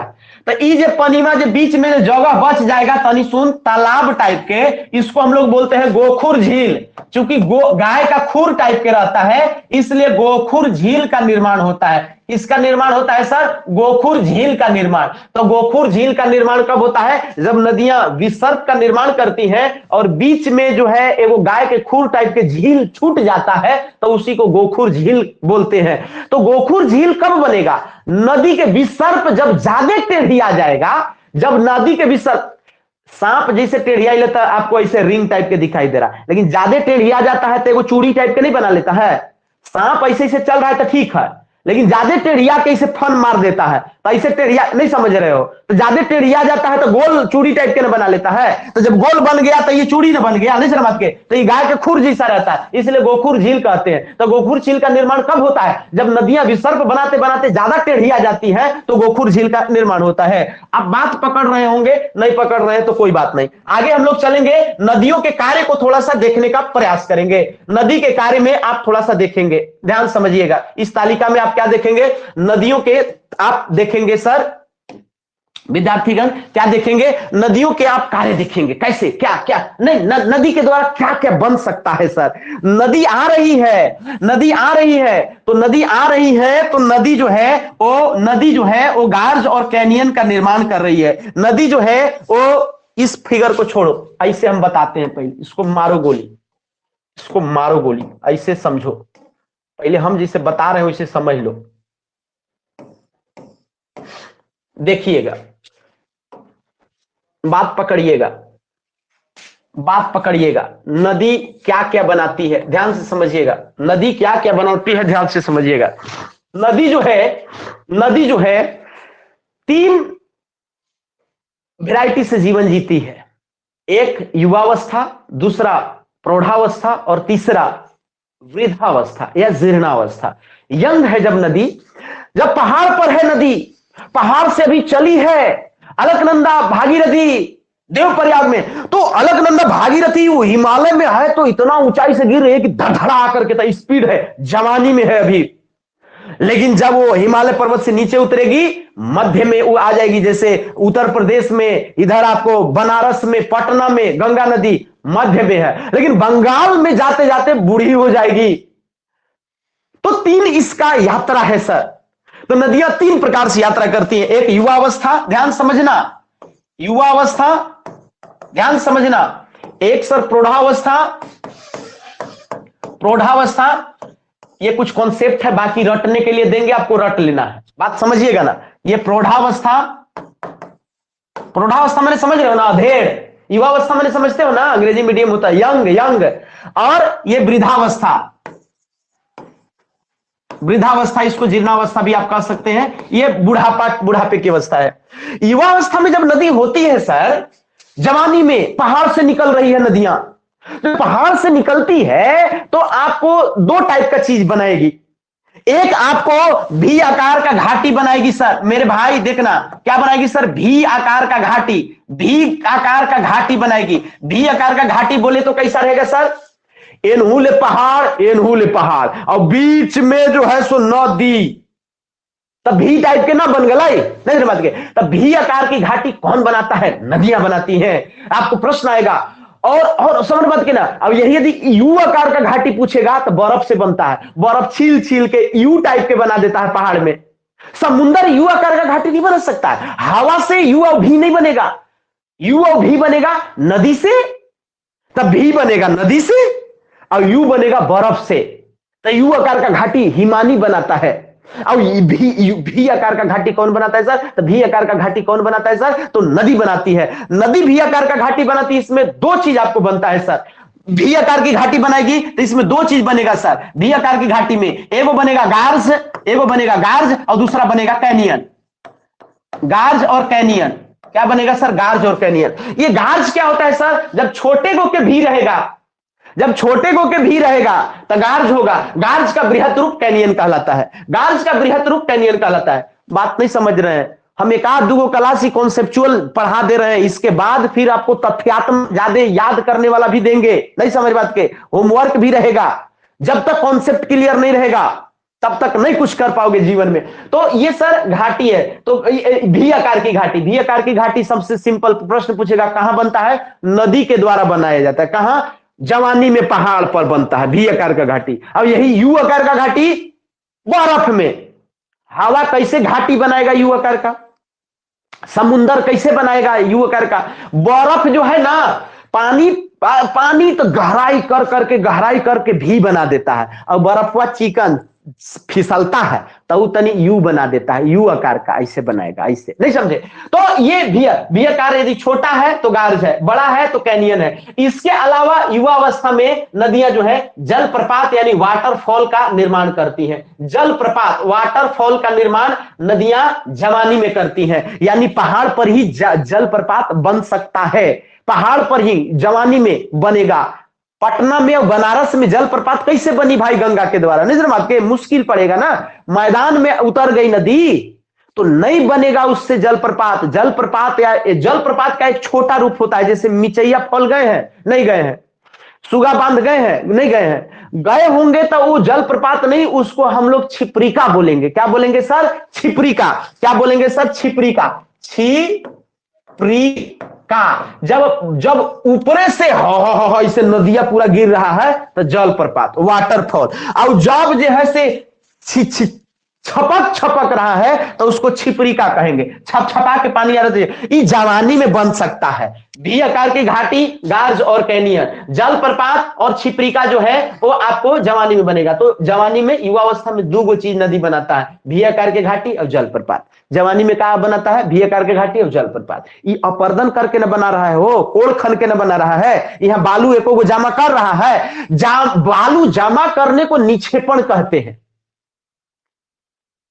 अब काटने को अपर्दन कहते हैं, इरोजन कहते हैं, नहीं समझ रहे बात के। इरोजन, इरोज करना, इरेज करना, समझ में, मिटकाना, समझ ना। तो इरोजन, ऐसे इरोजन होता है, इरेज नहीं, इरोजन होता है। तो इरोजन मैंने क्या, अपर्दन। तो ये अपर्दन हो रहा है, भी आकार का गड्ढा भी खोदा जाए है या जलप्रपात बनता है तब वो गड्ढा बन जाता है। तो ये प्रौढ़ावस्था में जब नदियां जाती हैं तब यहां पर जामा करेगी बालू, तो अब अपर्दन नहीं होगा, अब निक्षेपण होगा। तो ये सब अपर्दन का था, ये सब अपर्दन वाला था। ओ हो, ये सब अपर्दन वाला था भैया, ये सब अपर्दन वाला था। ये सब कौची था सर? तो ये सब जो है अपर्दन वाला था ये सब। अब हम लोग प्रौढ़ावस्था में निक्षेपण वाला चर्चा करेंगे। कौची कौची के निक्षेप होता है सर? कौची कौची के निक्षेप? तो अब बालू जामा होगा, तो जब बालू जामा होगा तो इसको क्या कहेंगे सर? तो इसको कहेंगे ओहो, इसको कहेंगे एगो होता है जलोढ़ पंख। का निर्माण होता है सर? जलोढ़ पंख। कौची के निर्माण होता है सर? जलोढ़ पंख।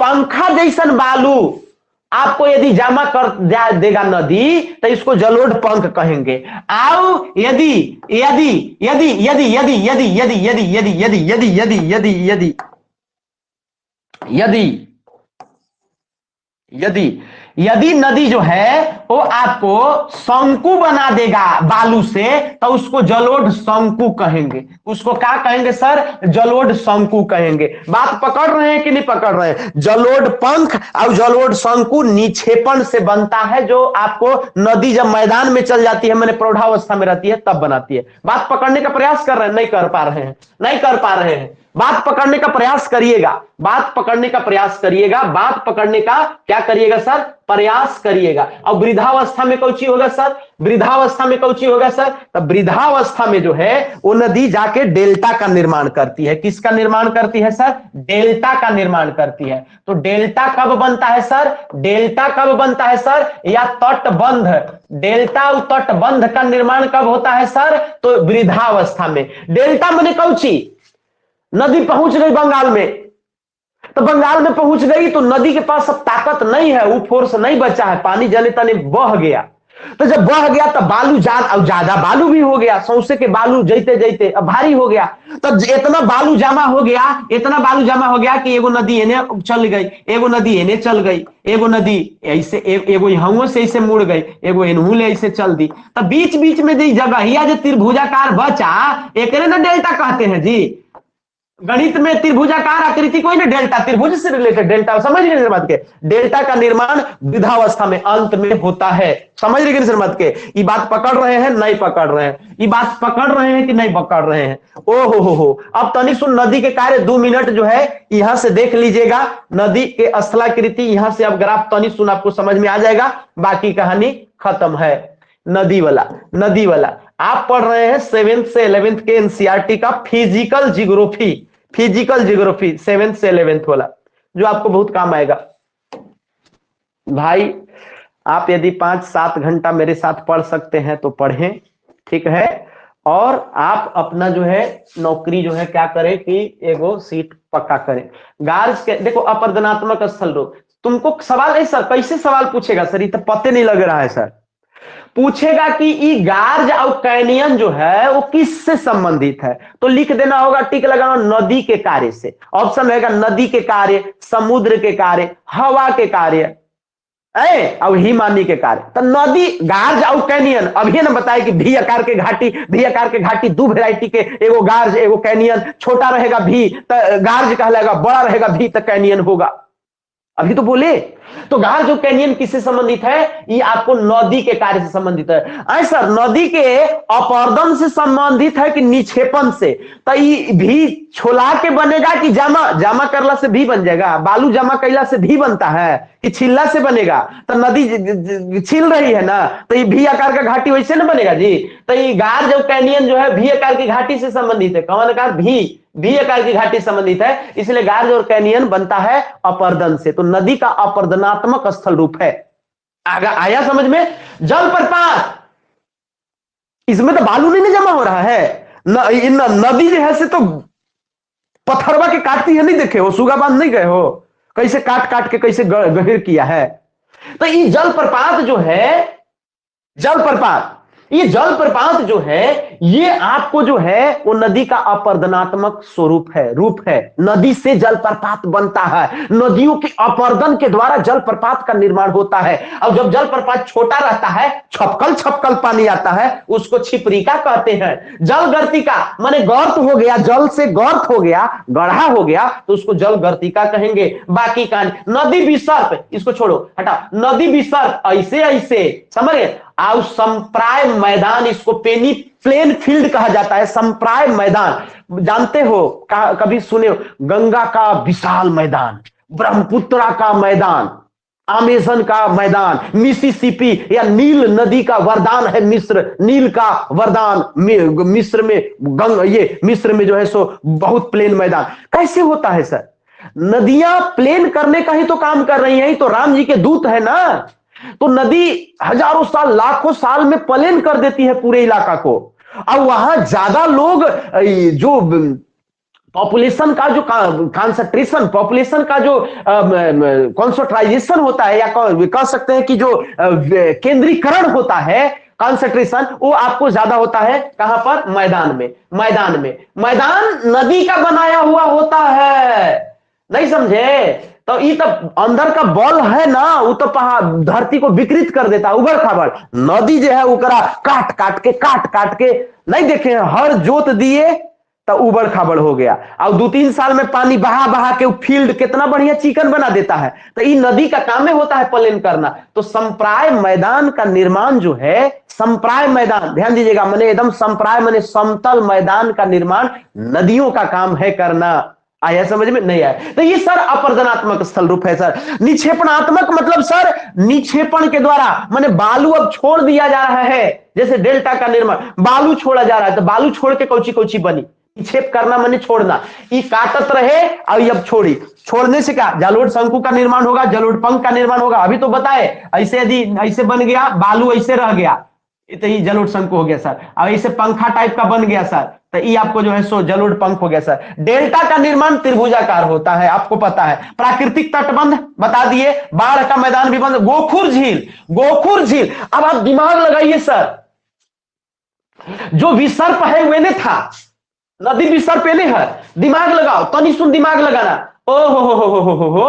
अब अभी एक एक फोटो में हम नदी विसर्प, नदी देखो, यहाँ नदी विसर्प यहाँ है, अब गोखुर झील लेने है, तो नदी विसर्प अवर्तनात्मक स्थल रूप है नदी का, आओ ये जो गोखुर झील है वो निक्षेपणात्मक स्थल रूप है। ये दोनों दुगो है। कैसे हुआ सर?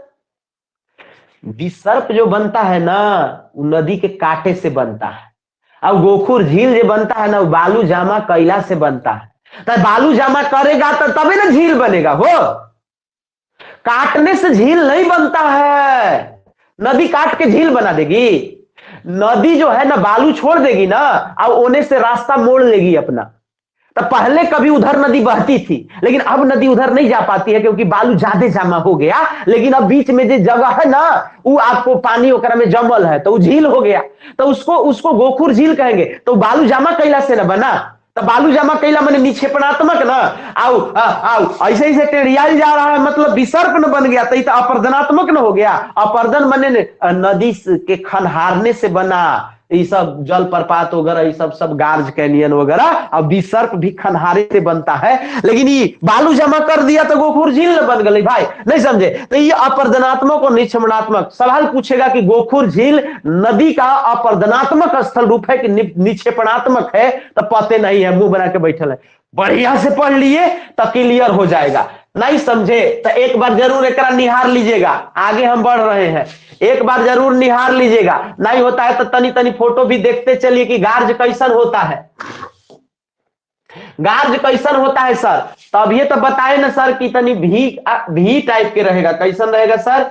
भी टाइप के रहेगा, ऐसे तनी छोटहन भी, समझ गए ना। और इसी का जब भी जो है तनी ज्यादा फैल जाएगा सर ऐसे, तो ये हो जाएगा कैनियन। कौची हो जाएगा सर? कैनियन। छोटा भी गार्ज, बड़ा भी कैनियन, ठीक है। जल प्रपात, यहाँ ले पनिवालय ना, ये पहाड़ है, ये ऐसे पहाड़ है, तो ये पानी जो है क्या गिर रहा है? धुआंधार जल प्रपात, फलनिया जल प्रपात। ये पानी आपको गिर रहा है ऊपरे से ऐसे, नदीवा आया हचाक से एक बार गिर गया तो जल प्रपात। तो ये नदी का अपर्दन वाला में हो गया जी, नहीं समझ रहे। छिपरिका क्या है सर? तो जैसे सर मिर्चैया फल में सुगा बांध में होता है ननका ननका में सर छपक छपक के पनीवा आता है, मिर्चैया फल में जाइए गदाक गदाक गिरिएगा, एकदम पिछुलाहट है, तनी सुन पानी, पता नहीं ज्यादा पानी नहीं है, तनी सुन पानी है, छप छपाक के आता है, इसलिए छिपरिका है। वाटरफॉल के छोटा रूप को जो है छिपरिका कहते हैं, वाटरफॉल के छोटा रूप को छिपरिका कहते हैं। ये सर विसर्प कैसन होता है सर? ऐसे नहीं होता है। ये ऐसे ऐसे टेढ़ियाई है, ये विसर्प है। चूंकि ये नदी अपर्दन करके ऐसा बनाई है, इसलिए नदी का यह अपर्दनात्मक स्थल रूप है, नदी का विसर्प। आगे हम लोग देखना चाहेंगे तो सर ये क्या है सर, तो ये अब नदी का निक्षेपणात्मक रूप। बोले तो जलोढ़ शंकु होता है, एगो जलोढ़ पंख होता है। तो जलोढ़ शंकु जो है, ये देखिए कुछ इस तरीके का बालू आपको इसे ऊपर का ओर उठा हुआ है, तो ये जलोढ़ शंकु है सर। अरे रुक न भैया, ठीक है, ये जलोढ़ शंकु है। क्या है सर? जलोढ़ शंकु। ये जलोढ़ शंकु, ये जलोढ़ शंकु, ये जलोढ़ शंकु। बात पकड़ रहे हैं? नहीं पकड़ पा रहे हैं। शंकु शंकु समझ रहे हो ना? नहीं समझते हो? आगे देखो, ये क्या है सर? ये जलोढ़ पंख है। ये बालू का जमल रूप जलोढ़ पंख हो गया। पंखा लेके है तो ये जलोढ़ पंख हो गया। ठीक है, आ रहा होगा समझ में। डेल्टा का निर्माण कुछ इस तरीके से होता है सर, नदियों का बनाया गया डेल्टा। ये सर डेल्टा है। डेल्टा आप देखिए सर, त्रिभुजाकार ये बन जाता है, त्रिभुजाकार ये बन जाता है, इसलिए इसको डेल्टा कहा जाता है। आपको चित्र से संभवतः ज्यादा अच्छे से याद होगा। ये नदियां जो है सो कई वितरिकाओं में वितरित हो जाती है, डिस्ट्रीब्यूट हो जाती है, ऐसा इस तरीके से। तो ये नदी का निक्षेपणात्मक रूप है। बालू निक्षेप हुआ है, जलोढ़ पंख निक्षेप हुआ है, जलोढ़ शंकु, जलोढ़ माने बालू, जलोढ़ शंकु निक्षेप हुआ है, जलोढ़ पंख निक्षेप हुआ है, डेल्टा निक्षेप हुआ है। ये कौची है? तो ये कह रहा है कि बाढ़ के समय गोखुर झील, ये देखिए गोखुर झील। गोखुर झील कैसे बनता है, अलग कैसे हुआ? आप ये देखिए, इस प्रकार से एक नदी आ रही है, ऐसे ऐसे टेढ़ियाई टेढ़ियाई टेढ़ियाई टेढ़ियाई टेढ़ियाई टेढ़ियाई, और यहां जो है ये कभी टेढ़ियाई थी, लेकिन टेढ़िया करके यहीं तक रुक गई। अभी अब अपना सीधे रास्ता पकड़ ली। तो ये जो तनी सुन बच गया इसे ऐसे घोड़ा के नाल आकार का, सर मत के ना, इसको गोखुर झील कहते हैं। इसको क्या कहेंगे सर? ये नदी कभी ऐसे टेढ़ियाई होगी, ज्यादा टेढ़िया गई तो टूट के नहीं रह गई। अभी इन्हें से सीधे बाईपास रोड बना लिया, नहीं सर, बाईपास से इन्हें सीधे रेल दिया। ज्यादा गोल हो गया ना तो फिर सीधे पनीवा, कभी आलू पटाए होंगे तो पता लगेगा, चाहे कोड़ार पटाए होंगे सब पता लगेगा। वो ज्यादा गोलिया दीजिएगा तो फिर पनीवा रेल देगा सीधे, तब रेल तो दिया, लेकिन इन्हें जो बच गया तो इतना झील टाइप के न बन गया हो। तो ज्यादा बालू के जमा कैला से बनता है गोखुर झील, गाय के खूर के जैसा झील बन जाता है। नदी का निक्षेपणात्मक रूप है। आगे बढ़ेंगे सर, आगे बढ़ेंगे, आगे बढ़ेंगे, आगे बढ़ेंगे, आगे बढ़ेंगे विद्यार्थीगण, आगे बढ़ेंगे।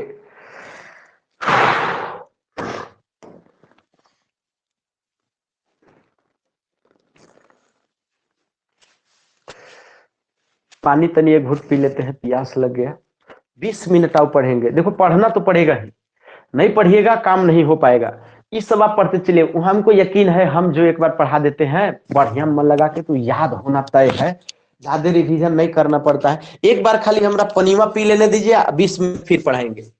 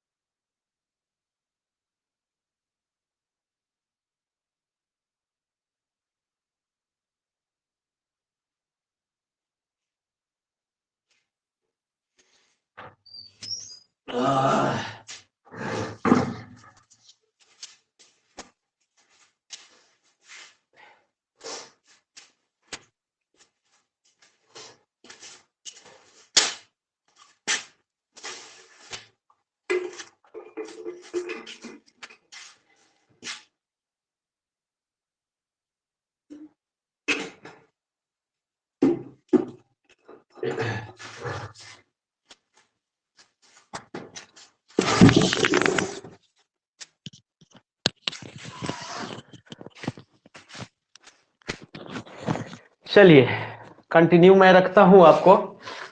तो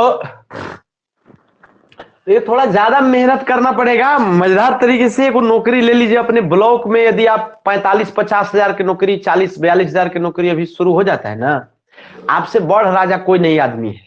मान के चलिए दूसरे राज्य में कोई 80 हजार भी कमाने के लिए जा रहा है, या लाख रुपया भी इंजीनियरिंग में, उससे हम ज्यादा बेस्ट समझते हैं, या 40-45 हजार अपने ब्लॉक में ले लेना। महिलाओं के लिए तो भाई तो खैर इससे तो कुछ है, ये नहीं है बेस्ट। कोई महिला यदि 1.25 लाख कमा रही है बेंगलोर में, और यहाँ यदि वो 45 हजार कमा रही है, 42 हजार 48 हजार कमा रही है घर है, उसके लिए काफी बेस्ट है। वो घर परिवार का लालन पालन पोषण करते हुए, इस नौकरी के लिए यदि आप दिन रात एक करना पड़े तो करिए, लेकिन नौकरी इसको पास कर लेना है, क्योंकि 26,000 सीट है तो आप कर सकते हैं। ये भी नहीं है कि 200-400 सीट है तो सर पता चले बहुत पढ़े लेकिन कुछ विशेष फायदा नहीं हो पाया सर। इसमें थोड़ा मेहनत कर दीजिएगा ना, काम आपका हो जाएगा, समझ गए। चलिए, हिमानी निर्मित स्थलाकृति आप समझ गए होंगे। अब थोड़ा और फास्ट करने का प्रयास करेंगे, क्योंकि हम आपको कई दफे पढ़ा चुके हैं। मतलब एक तरफ अपर्दन वाला है, हिमानी माने बर्फ वाला, आप देख रहे हैं। तो बर्फ वाला जो है, एक तरफ अपर्दन वाला देखेंगे और दूसरा निक्षेपण वाला देखेंगे। तो जब बर्फ से अपर्दन होगा, पानी वाला तो देख लिए, अब बर्फ वाला देख रहे हैं। तो बर्फ से अपर्दन होगा तो काका बन सकता है। तो जब नदी से अपर्दन होता तो भी आकार के घाटी बनता, लेकिन बर्फ वह भी आकार। अच्छा बताओ, हिमालय से नदियां निकलती है कि नहीं? निकलती है सर। हिमालय पर बर्फ है कि नहीं? बर्फो है सर। नदी भी है, बर्फ भी है। ठंडा के दिन में बर्फे बर्फ है सर। तो जब वो घाटी में ठंडा के दिन में नवंबर दिसंबर में बर्फमय हो जाता है, और भी आकार की घाटी पहले से बनी हुई होती है पानी के द्वारा, उसी में जब बर्फ फिसलता है, बार बार फिसलता है बर्फ, तो ओकरा चिकन करके यू बना देता है। तब भी आकार की घाटी को ही यू आकार की घाटी में बदलने का काम करता है बर्फ। तो यू आकार की घाटी का निर्माण किधर होता है? तो यू आकार की घाटी का निर्माण हिमानी के द्वारा होता है, बर्फ देवता करेंगे। जल देवता कौची करेंगे? भी आकार का घाटी। ओकरे भी आकार के अलग से यू नहीं बनाएगा, ये उसी भी आकार का घाटी जो जल देवता बना चुके थे, ओकरा भी जो बर्फ है वो आपको ओकरा यू में बना देगा, तनी चिकन करके सबसे ले छोल छाल के यू बना देगा। नहीं समझ रहे हो? मैटर नहीं समझ रहे हो? तो यह भी को जो है ना, यह भी को तनी ऐसा बना देगा, यू टाइप के बना देगा। यह भी को जो है वो बर्फवा कैसन बना देगा? यू आकार का बना देगा। आप बात पकड़ रहे होंगे, बात पकड़। एगो रहता है आपको जो है सो लटकती घाटी। लटकती घाटी वो आपको बर्फवा घीस घीस करके जो है से वो लटकल जो है से वो घाटी बनाता है, उसको लटकती घाटी। इसको कुर्सी कुर्सी टाइप का रहता है, तो आपको लटकल घाटी आपको दिखाई देगा। सर मत करना, हिम लिखले है तो इतना पकड़ाइए जाएगा। हिम गुआर मने हिम तो लिखले है। एगो टर्न होता है साथ, तो टर्न जो है ना, वो टर्न जो है ना, वो आपको इस तरीके से एगो मुठा बचल रहेगा। तो इतनी सुन रट लेना होगा कि टर्न बनता है हिम से, टर्न बनता है हिम से, टर्न बनता है हिम से। ज्यादा दिमाग नहीं लगाओ। नूना टाक हिम से, फिर मतलब याद रख लेना है। श्रृंग एगो ऐसे करके सिंह लेके बन जाता है, सिंह लेके बनता है, बर्फवा चिकना के सिंह। तो इसको जो है सो अब एगो फियोर्ड आपको याद रखिएगा। फियोर्ड फियोर्ड फियोर्ड मने फियोर्ड, एगो फियोर्ड एगो मेष शिला। एक मिनट, मेष शिला, मेष को भेड़ शिला भी कहते हैं। तो एगो भेड़ी जैसा कुछ बन जाएगा तो इसको मेष शिला कहेंगे। क्या कहेंगे सर? मेष शिला कहेंगे। कुछ आपको रट लेना है, ज्यादा दिमाग मत लीजिए, ज्यादा टाइम अब हमारा मत इसमें खाइए, ठीक ना। चलिए, नहीं तो नहीं हो पाएगा आज, और फिर कल के लिए हम ये छोड़ना नहीं चाहते हैं क्लास। देखिएगा, तो अपर्दनात्मक स्वरूप में जो है वो आपको याद कर लेना है। निक्षेपणात्मक में हिमोड, हिम से है तो हिमोडे बनेगा। एस्कर, एस्कर और ड्रमलिन दूगो बहुत इंपॉर्टेंट है। ये दुइयों के छोड़िए, ये दुइयों को छोड़िए, एस्कर और ड्रमलिन खाली याद करिए। हिमोड, एस्कर और ड्रमलिन कौची है तो हिम से बनता है। हिमोड, एस्कर और ड्रमलिन, ये खाली याद रखना। हिमोड, एस्कर और ड्रमलिन, हिमोड, एस्कर और ड्रमलिन, यही एनसीईआरटी में यही आपको पूछता है। हिमोड, एस्कर और ड्रमलिन, ये दो के मिटकाइए, इसको मिटकाइए। हिमानी अवक्षेप मैदान, तो हिमानी एकरा में लिखले है। तो हिमानी है और मैदान है, तो मैदान है तो कटला से तो बनेगा नहीं, ये तो जमा करेगा तबे बनेगा। तो हिमानी मैदान तो आपको निक्षेपणे वाला होगा। मैदान तो निक्षेपणे से ना बनेगा, जमे कैले से ना बनेगा भाई।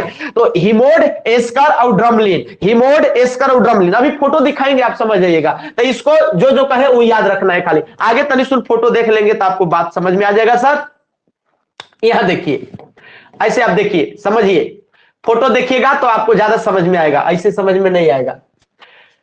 ये जो भी आकार के घाटी था, यह भी आकार के एकरा यू आकार के घाटी में बदल दिया, ऐसे हो गया सर। आकार के घाटी ना हो गया, बात समझ रहे हैं, ये बर्फ से ऐसा हो गया पहाड़ में। क्लियर?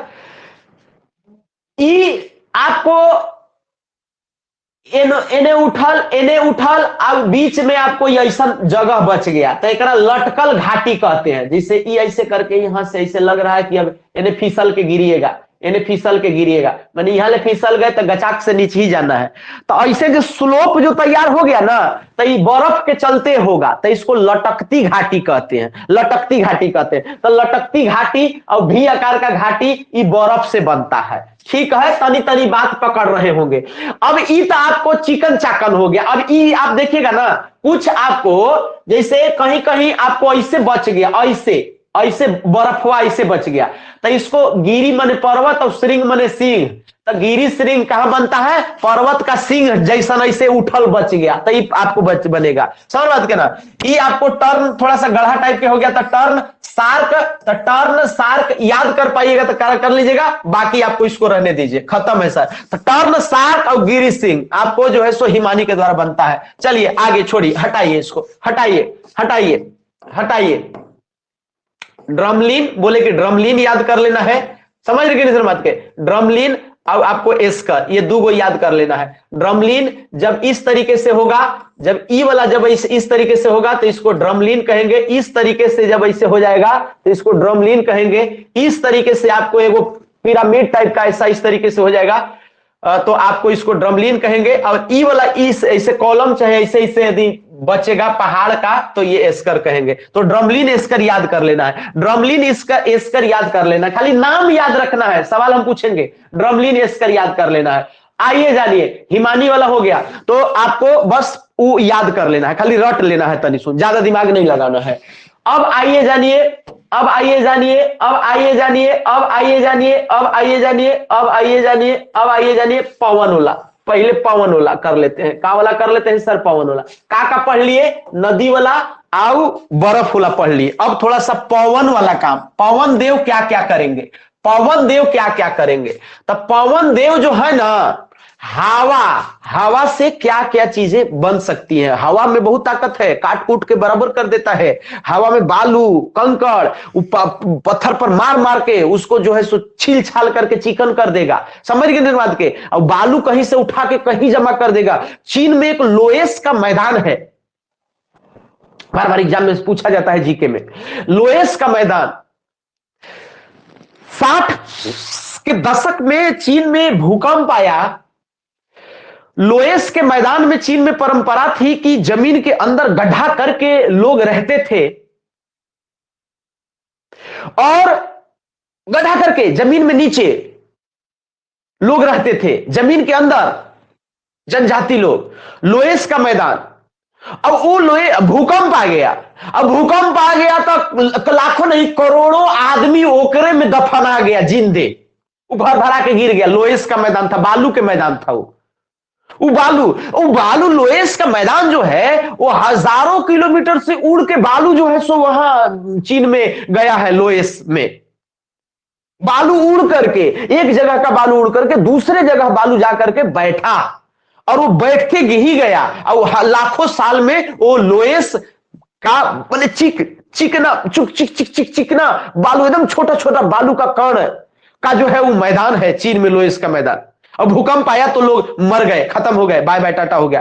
कुल मिलाकर के ये कहानी है। तो कहने का तात्पर्य हो गया सर कि हम लोग ये पढ़ेंगे कि हवा से क्या क्या बनता है। पानी वाला तो पढ़ लिए, नदी वाला, अब बर्फ वाला भी पढ़ लिए, अब हवा से क्या क्या बनता है सर। वायुदेव बराबर करने के प्रयास में क्या क्या रंग रूप दिखा रहे हैं। तो आपको एक सबसे जो ज्यादा जो सवाल पूछा जाता है वो पूछा जाता है सर कि छत्रक शिला किससे बनता है। छत्रक माने जो है ना इस तरीके का कुछ जो है खूखड़ी टाइप का, आप देखिएगा खूखड़ी टाइप का जो है ये वो ऐसे बचल रहेगा, ऐसे खुखड़ी टाइप का एगो आपको पत्थर बचल रहेगा, समझ गए ना? ऐसे अब एने से ऐसे काट दिया हवा ऊपर, आप देखिएगा आपको मजा आएगा, देखने में हंसी भी आएगा। ई का है, ई का है, नहीं समझे? ई का है। अभी इसका ओरिजिनल चित्र हम दिखा देते हैं, ये हम रखे हैं नीचे, इसका हम ओरिजिनल चित्र नीचे दिखा देते हैं, इसका हम ओरिजिनल चित्र नीचे देख रखे हैं। ओहो, लगता है बहुत ही नीचे है। इसका ओरिजिनल चित्र हम आपको दिखाते हैं, बहुत ही नीचे। हाँ, इसका ओरिजिनल चित्र हम आपको दिखाते हैं। छत्रक शिला, ये देखिए, ये कुछ इस तरीके का ये आकृति है। देख रहे हैं? नहीं देख पा रहे हैं? देख रहे हैं? ज्यादा बढ़न हो गया। ऐसे देखिए, दिख रहा है? ये देखिए कैसा बनाया है। ये हवा से ऐसा हुआ है, तो ये मरुस्थलीय क्षेत्र में होगा। वायु वहीं पर काम कर सकती है जहां पर आर्द्रता न हो।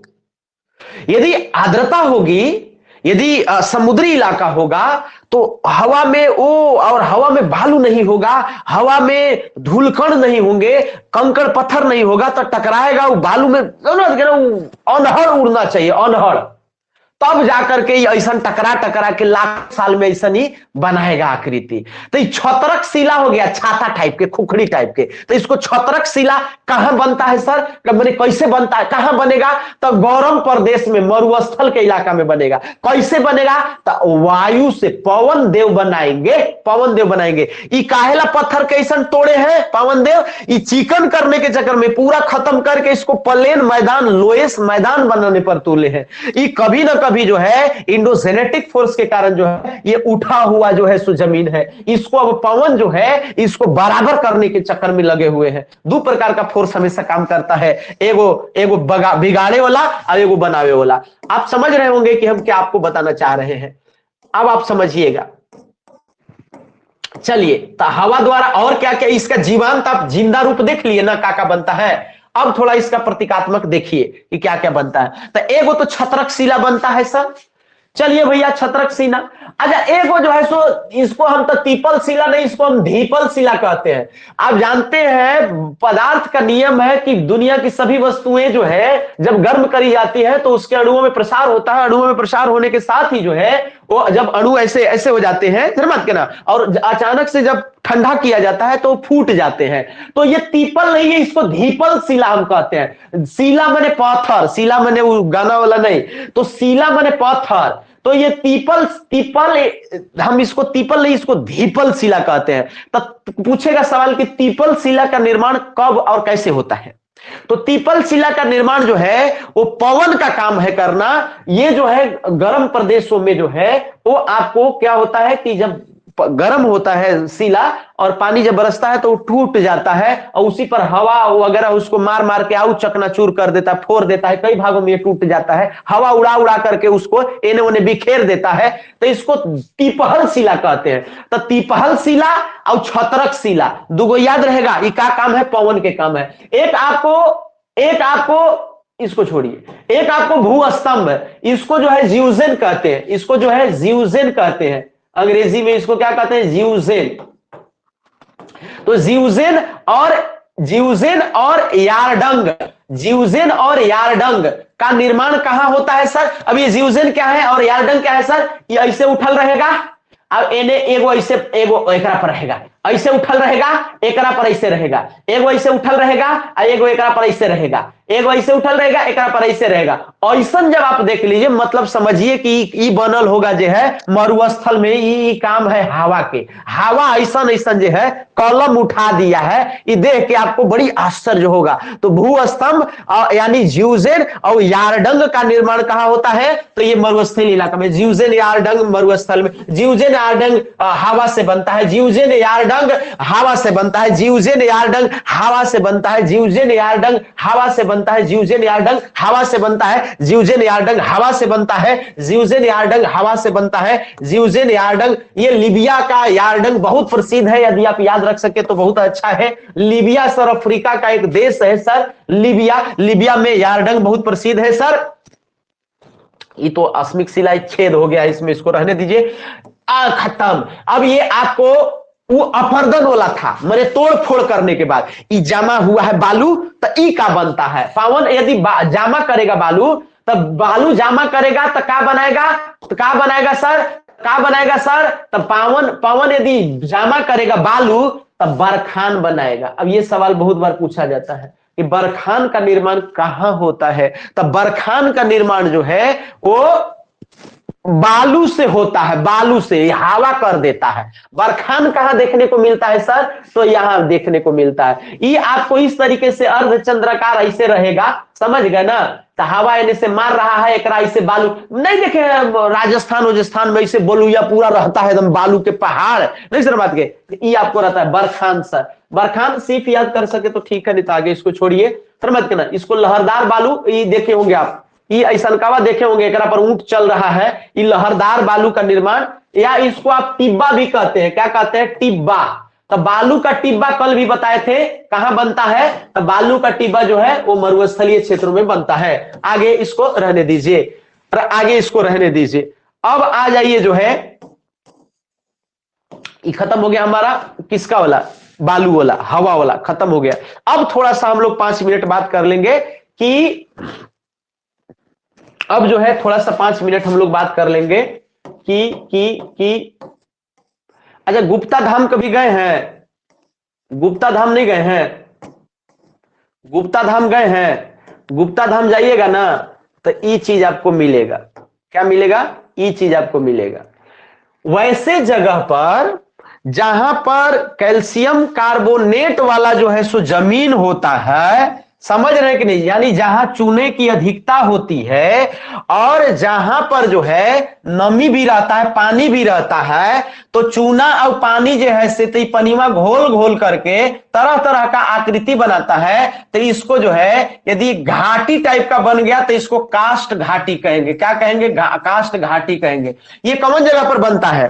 देखो, जब ऐसा प्रदेश जहां चूने का अधिकता हो, चूना वाला जगह हो, और वहां पानी भी यदि हो, नमी हो, तो कुछ कुछ बनता है। जैसे गुप्ता धाम में बन गया है।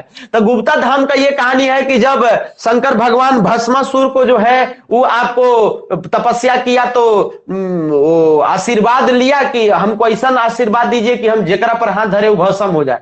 तो दे दिया आशीर्वाद। इसके बाद भस्मासुर शंकर जी को दौड़ाने लगा। तो शंकर जी को दौड़ाने लगा तो शंकर जी फंस गए। भस्मासुर सोचा कि शंकर जी पर हम एक्सपेरिमेंट कर लेते हैं, ना रहेगा बांस, ना रहेगा बांसुरी, बजेगा बांसुरी।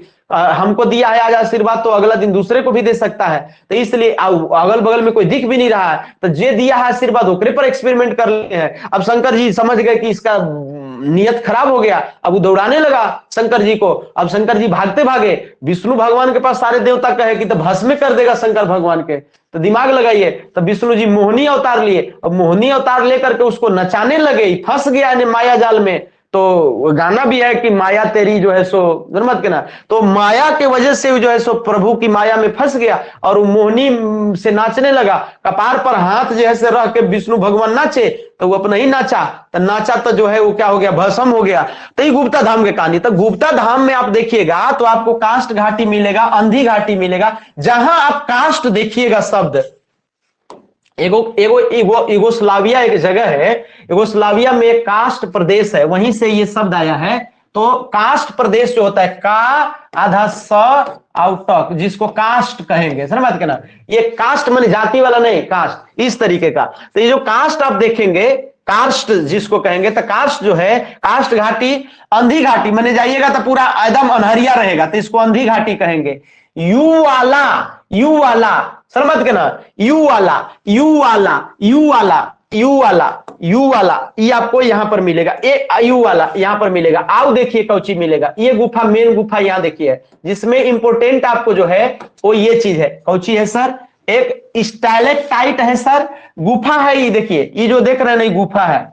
ये आप चरका चरका गुफा देख रहे हैं। ऊपरे से जो ये जो नीचे नीचे वाला जो है ऐसे, तो इसको सब जाए के बोलता है गुप्ता धाम में कि है जो है सो शिव जी है। ये वाला सर बात के ना जी, जबकि इसको स्टैलेग्माइट कहा जाता है। इसको क्या कहा जाता है? स्टैलेग्माइट। और जो ऊपरे से जो आ रहा है ये पूरा टाइट है, तो इसको स्टैलेक्टाइट कहते हैं। तो गुप्ता धाम के गुफा में जो ऊपरे से है, टाइट है, उसको स्टैलेक्टाइट कहेंगे। और जो मिट्टी में गिर गया उसको स्टैलेग्माइट कहेंगे। जो ऊपरे है उसको स्टैलेक्टाइट कहेंगे। जो ऊपरे है इसको स्टैलेक्टाइट कहेंगे, और जो नीचे है उसको स्टैलेग्माइट कहेंगे। जो नीचे गिर गया है स्टैलेग, चूना रिस रिस के टपक रहा है, पनीमा जो है ऐसे ऐसे करके ये देखिए, तो ये टाइट ऐसे रुकल है ना, तो इसको स्टैलेक्टाइट कहेंगे। अब नीचे मिट्टी में आ गया ना, तो इसको स्टैलेग्माइट कहेंगे।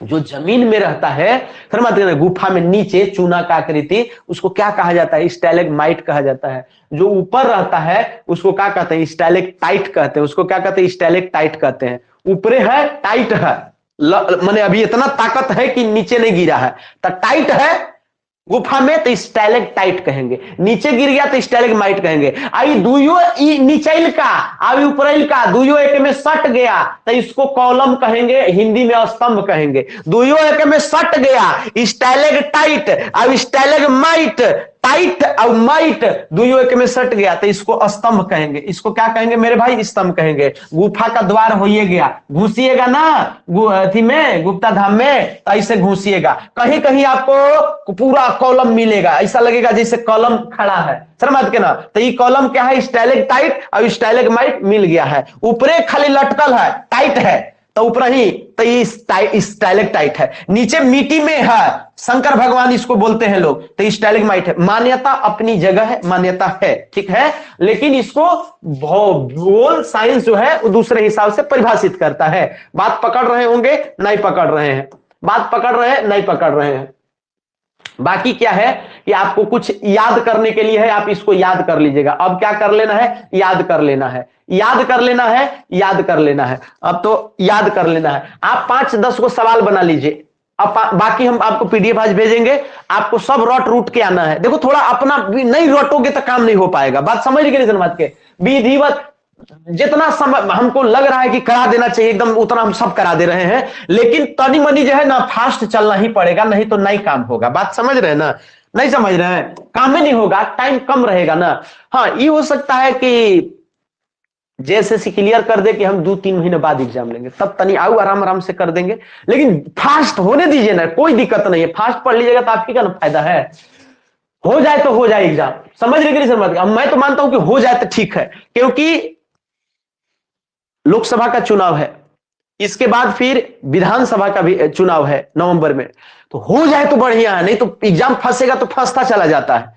हो जाए 5-5, 8-8, 10-10 घंटा पढ़ करके जो है वो हो जाए, सुस्ता सुस्ता के तुम पढ़ो, खाना दाना बना करके पढ़ो, खा पी करके फिर एक धाक पढ़ो, कोई दिक्कत नहीं है, लेकिन पढ़ो मेरे भाई, तब जा करके होगा। ये देखिए तो क्या है सर, ये कहता है प्रश्न एक कहता है अपर्दन क्या है? दिमाग लगाइए तो। अपर्दन एक है, कौची है? गतिशील प्रक्रिया है कि स्थैतिक प्रक्रिया है कि चक्रीय प्रक्रिया है कि उपरोक्त में से कोई नहीं? ये तो होगा नहीं। चक्रीय कौची होता है आप बताइए? गतिशील है कि स्थैतिक है? अपर्दन जो है वो बहता हुआ ना होता है, हो बहेगा ना, नहीं समझ बात के। तो इस प्रकार से जो है इस भाई अपर्दन होगा तो छिला के एक जगह से दूसरे जगह न जाएगा। जब एक ही जगह फूट फाट होगा तो उसको जियोग्राफी में इरोजन कहते हैं, अपक्षय कहते हैं। जब एक जगह होगा तो उसको अपक्षय कहेंगे। और जब कुछ पत्थर उथर फूट फाट करके दूसर जगह बह के चल जाए, बह के चल गया, तो उसको अपर्दन कहा जाता है। क्या कहा जाता है? अपर्दन। तो ये स्थैतिक है कि गतिशील है? डायनेमिक है ना भाई, डायनेमिक है ना, गतिशील है ना, नहीं समझ रहे बात के। तो अपर्दन एक गतिशील प्रक्रिया है। क्लियर है? आ रहा है समझ में? नहीं आ रहा है समझ में? तनी मनी आप तनी अथी देख लीजिए, एक प्रकार से कह सकते हैं कि एक प्रकार से टेलर देख लीजिए, कैसन टाइप का सवाल पूछेगा तो कैसे करिएगा। निम्न में से जो, एक मिनट,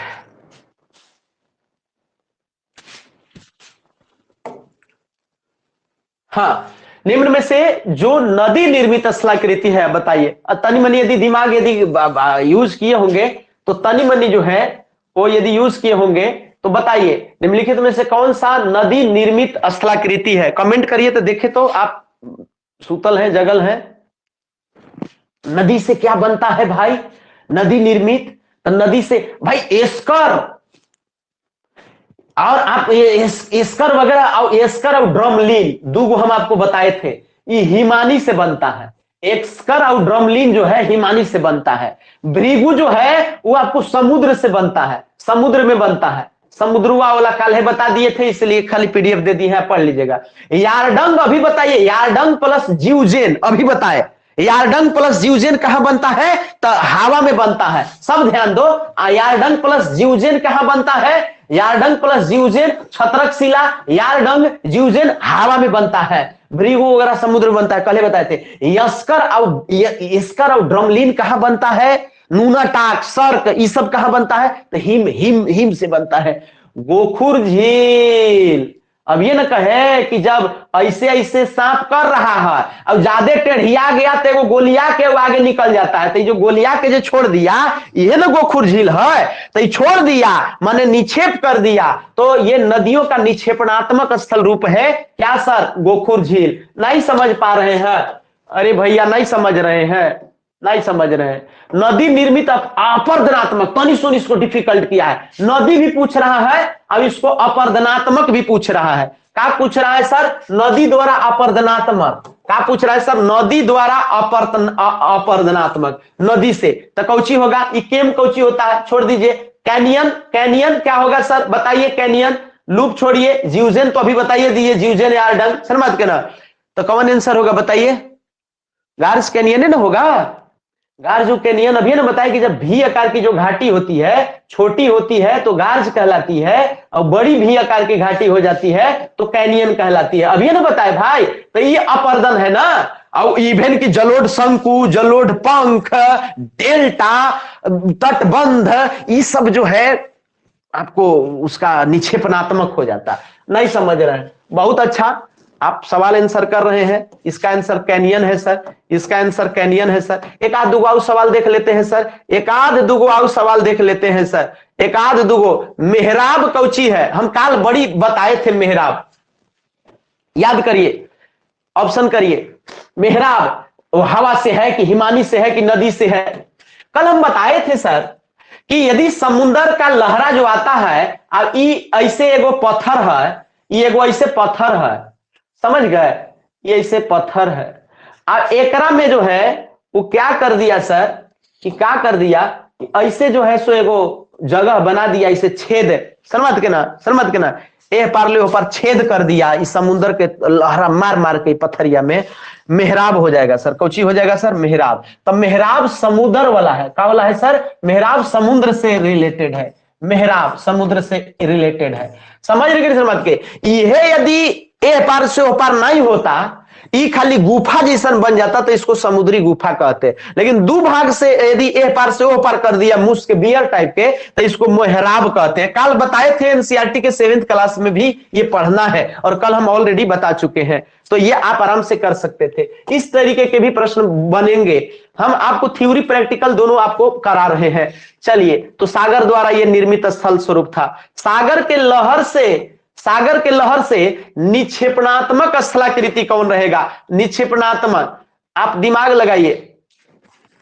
सागर का लहर है, अब इसको निक्षेपण कर, जैसे मान लीजिए पहाड़ है, अब इस पर लहरा मारेगा, समझ बात के ना, तो इस पर लहरा मारेगा, लहरा इस पर छोड़िए, काहे मारेगा? सागर के लहर से कह रहा है निक्षेपणात्मक, माने सागर के लहर से क्या हो जाएगा सर?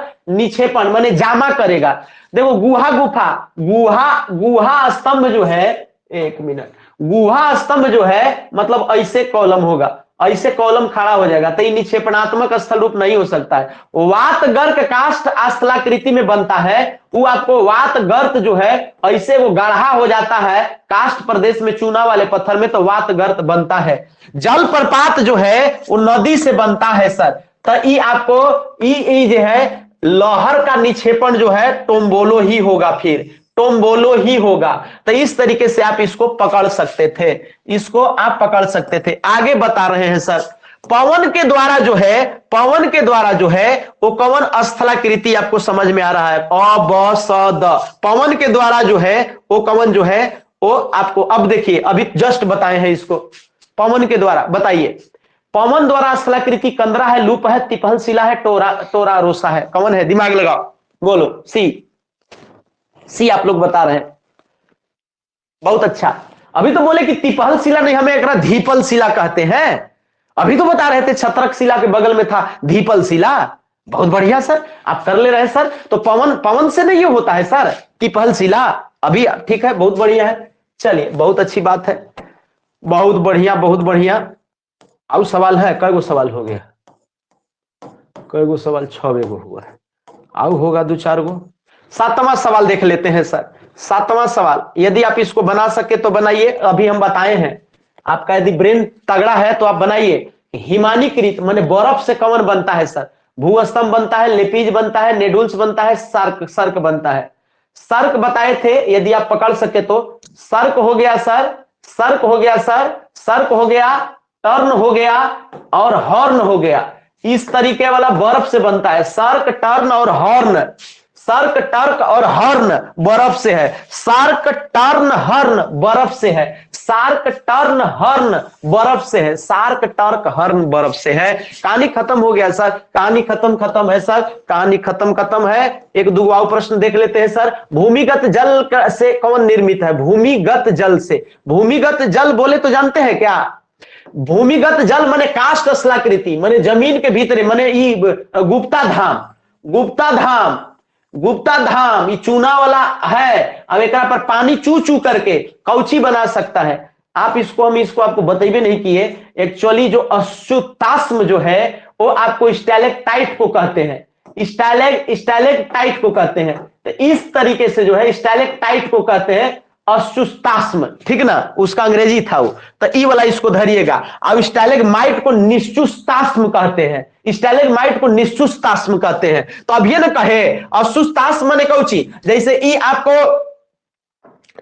आपको अरे भाई अभी कहे ना कि जैसे एगो ऐसन है, ऐसन एगो है। अब एगो ऊपरे से यदि ऐसे लटक रहा है, एक पर पानी पड़ा तो चुनुआ चू करके एगो ऐसे लटक गया, तो ई टाइट है, स्टैलेक्टाइट है। नीचे एगो है तो स्टैलेग्माइट है। तो एकर ई हो गया स्टैलेक्टाइट को अशुस्तास्म। और इसको नीचे है तो निश्चुस्तास्म, ऊपरे है तो ऊंचे है तो अशुस्तास्म, ये नीचे है तो इसको निश्चुस्तास्म। नहीं समझ बात के? ऊपरे है तो अशुस्तास्म, माने ई टाइट है तो टाइट है, स्टैलेक्टाइट, या इसको अशुस्तास्म कहेंगे। नीचे है तो निश्चुस्तास्म, मिट्टी में है तो इसको माइट, अंग्रेजी में माइट, स्टैलेग्माइट है सर, स्टैलेग्माइट है। दुइयों मिल गया तो इसको स्तंभ बोलेंगे, दुइयों मिल गया तो स्तंभ बोलेंगे। अभी बता रहे थे, चूना प्रदेश में घुलने की क्रिया से निर्मित लाल एवं भूरी मिट्टियों को क्या कहते हैं? तो इसको ड्रिप स्टोन, टेराटोसा जो है कहते हैं। इसको खत्म करिए। अशुस्तास्म देखिए यहां पर है, अशुस्तास्म और निश्चुस्तास्म के मिलने से जो स्थलाकृति बनती है वो क्या होता है? अशुस्तास्म और निश्चुस्तास्म, ये अभी पढ़ाए हैं, बताइए। अशुस्तास्म और निश्चुस्तास्म के मिलने से क्या बनेगा? माने स्टैलेक्टाइट और स्टैलेग्माइट मिल जाएगा तो क्या बनेगा? बताइए, इसमें दिमाग लगाइए। स्तंभ बनेगा। क्या बनेगा? स्तंभ बनेगा। ऐसा स्तंभ बनेगा, गुहा स्तंभ। गुहा माने गुफा होता है, केव, तो केव कॉलम बन जाएगा, गुहा स्तंभ बन जाएगा। दिमाग लगाइए और आंसर करिए। इस तरीके से सवाल आपको डिफिकल्ट से डिफिकल्ट बनाएगा तो ऐसा कुछ बनाएगा। ई पोर्शन हो गया, ज्वालामुखी हो गया, भूकंप हो गया, तमाम प्रकार की चीज हो गया, पर्वत पठार बताते हुए, दुनिया का एक आध दो क्लास और करते हुए, रटने वाला काम भर चीज देंगे, रट लीजिए। अब हम इन्हें प्रैक्टिस करा देंगे। कहानी हो गया, आओ कोची करना है, नहीं समझ रहे बात के? तो इस तरीके से जीके जीएस का पोर्शन हम लोगों का कंप्लीट होगा, चाहे वो आप 1 to 5 है, चाहे 6 to 8 है। आप गर्दा उड़ाइएगा, कहीं कोई दिक्कत की बात नहीं है। तो एनसीईआरटी आपको तो कंप्लीट होना चाहिए, एनसीईआरटी लेवल का। यदि आप एग्जाम सहायक आचार्य का दे रहे हैं, टीचर बनना चाहते हैं, तो 6 से 12 मथल रहना चाहिए। इसके अलावा जो है हम लोग लैंग्वेज और तमाम जो पेपर है, जल्द ही जो है आगे का रूटीन हम आपको सबको बता देंगे कि कैसे कैसे क्या क्या करना है। तो आज के लिए आप सभी को बहुत बहुत धन्यवाद। उम्मीद है कि आपको समझ में आ गया होगा। आज की क्लास को हम क्या करते हैं, यहीं पर खत्म करते हैं। बाकी रूटीन हम आपको बताएंगे और आगे की बात फिर हम बताएंगे। बहुत बहुत धन्यवाद आप सभी का। फिर आज के लिए आप सभी का बहुत बहुत धन्यवाद। आज के लिए आप सभी का बहुत बहुत धन्यवाद।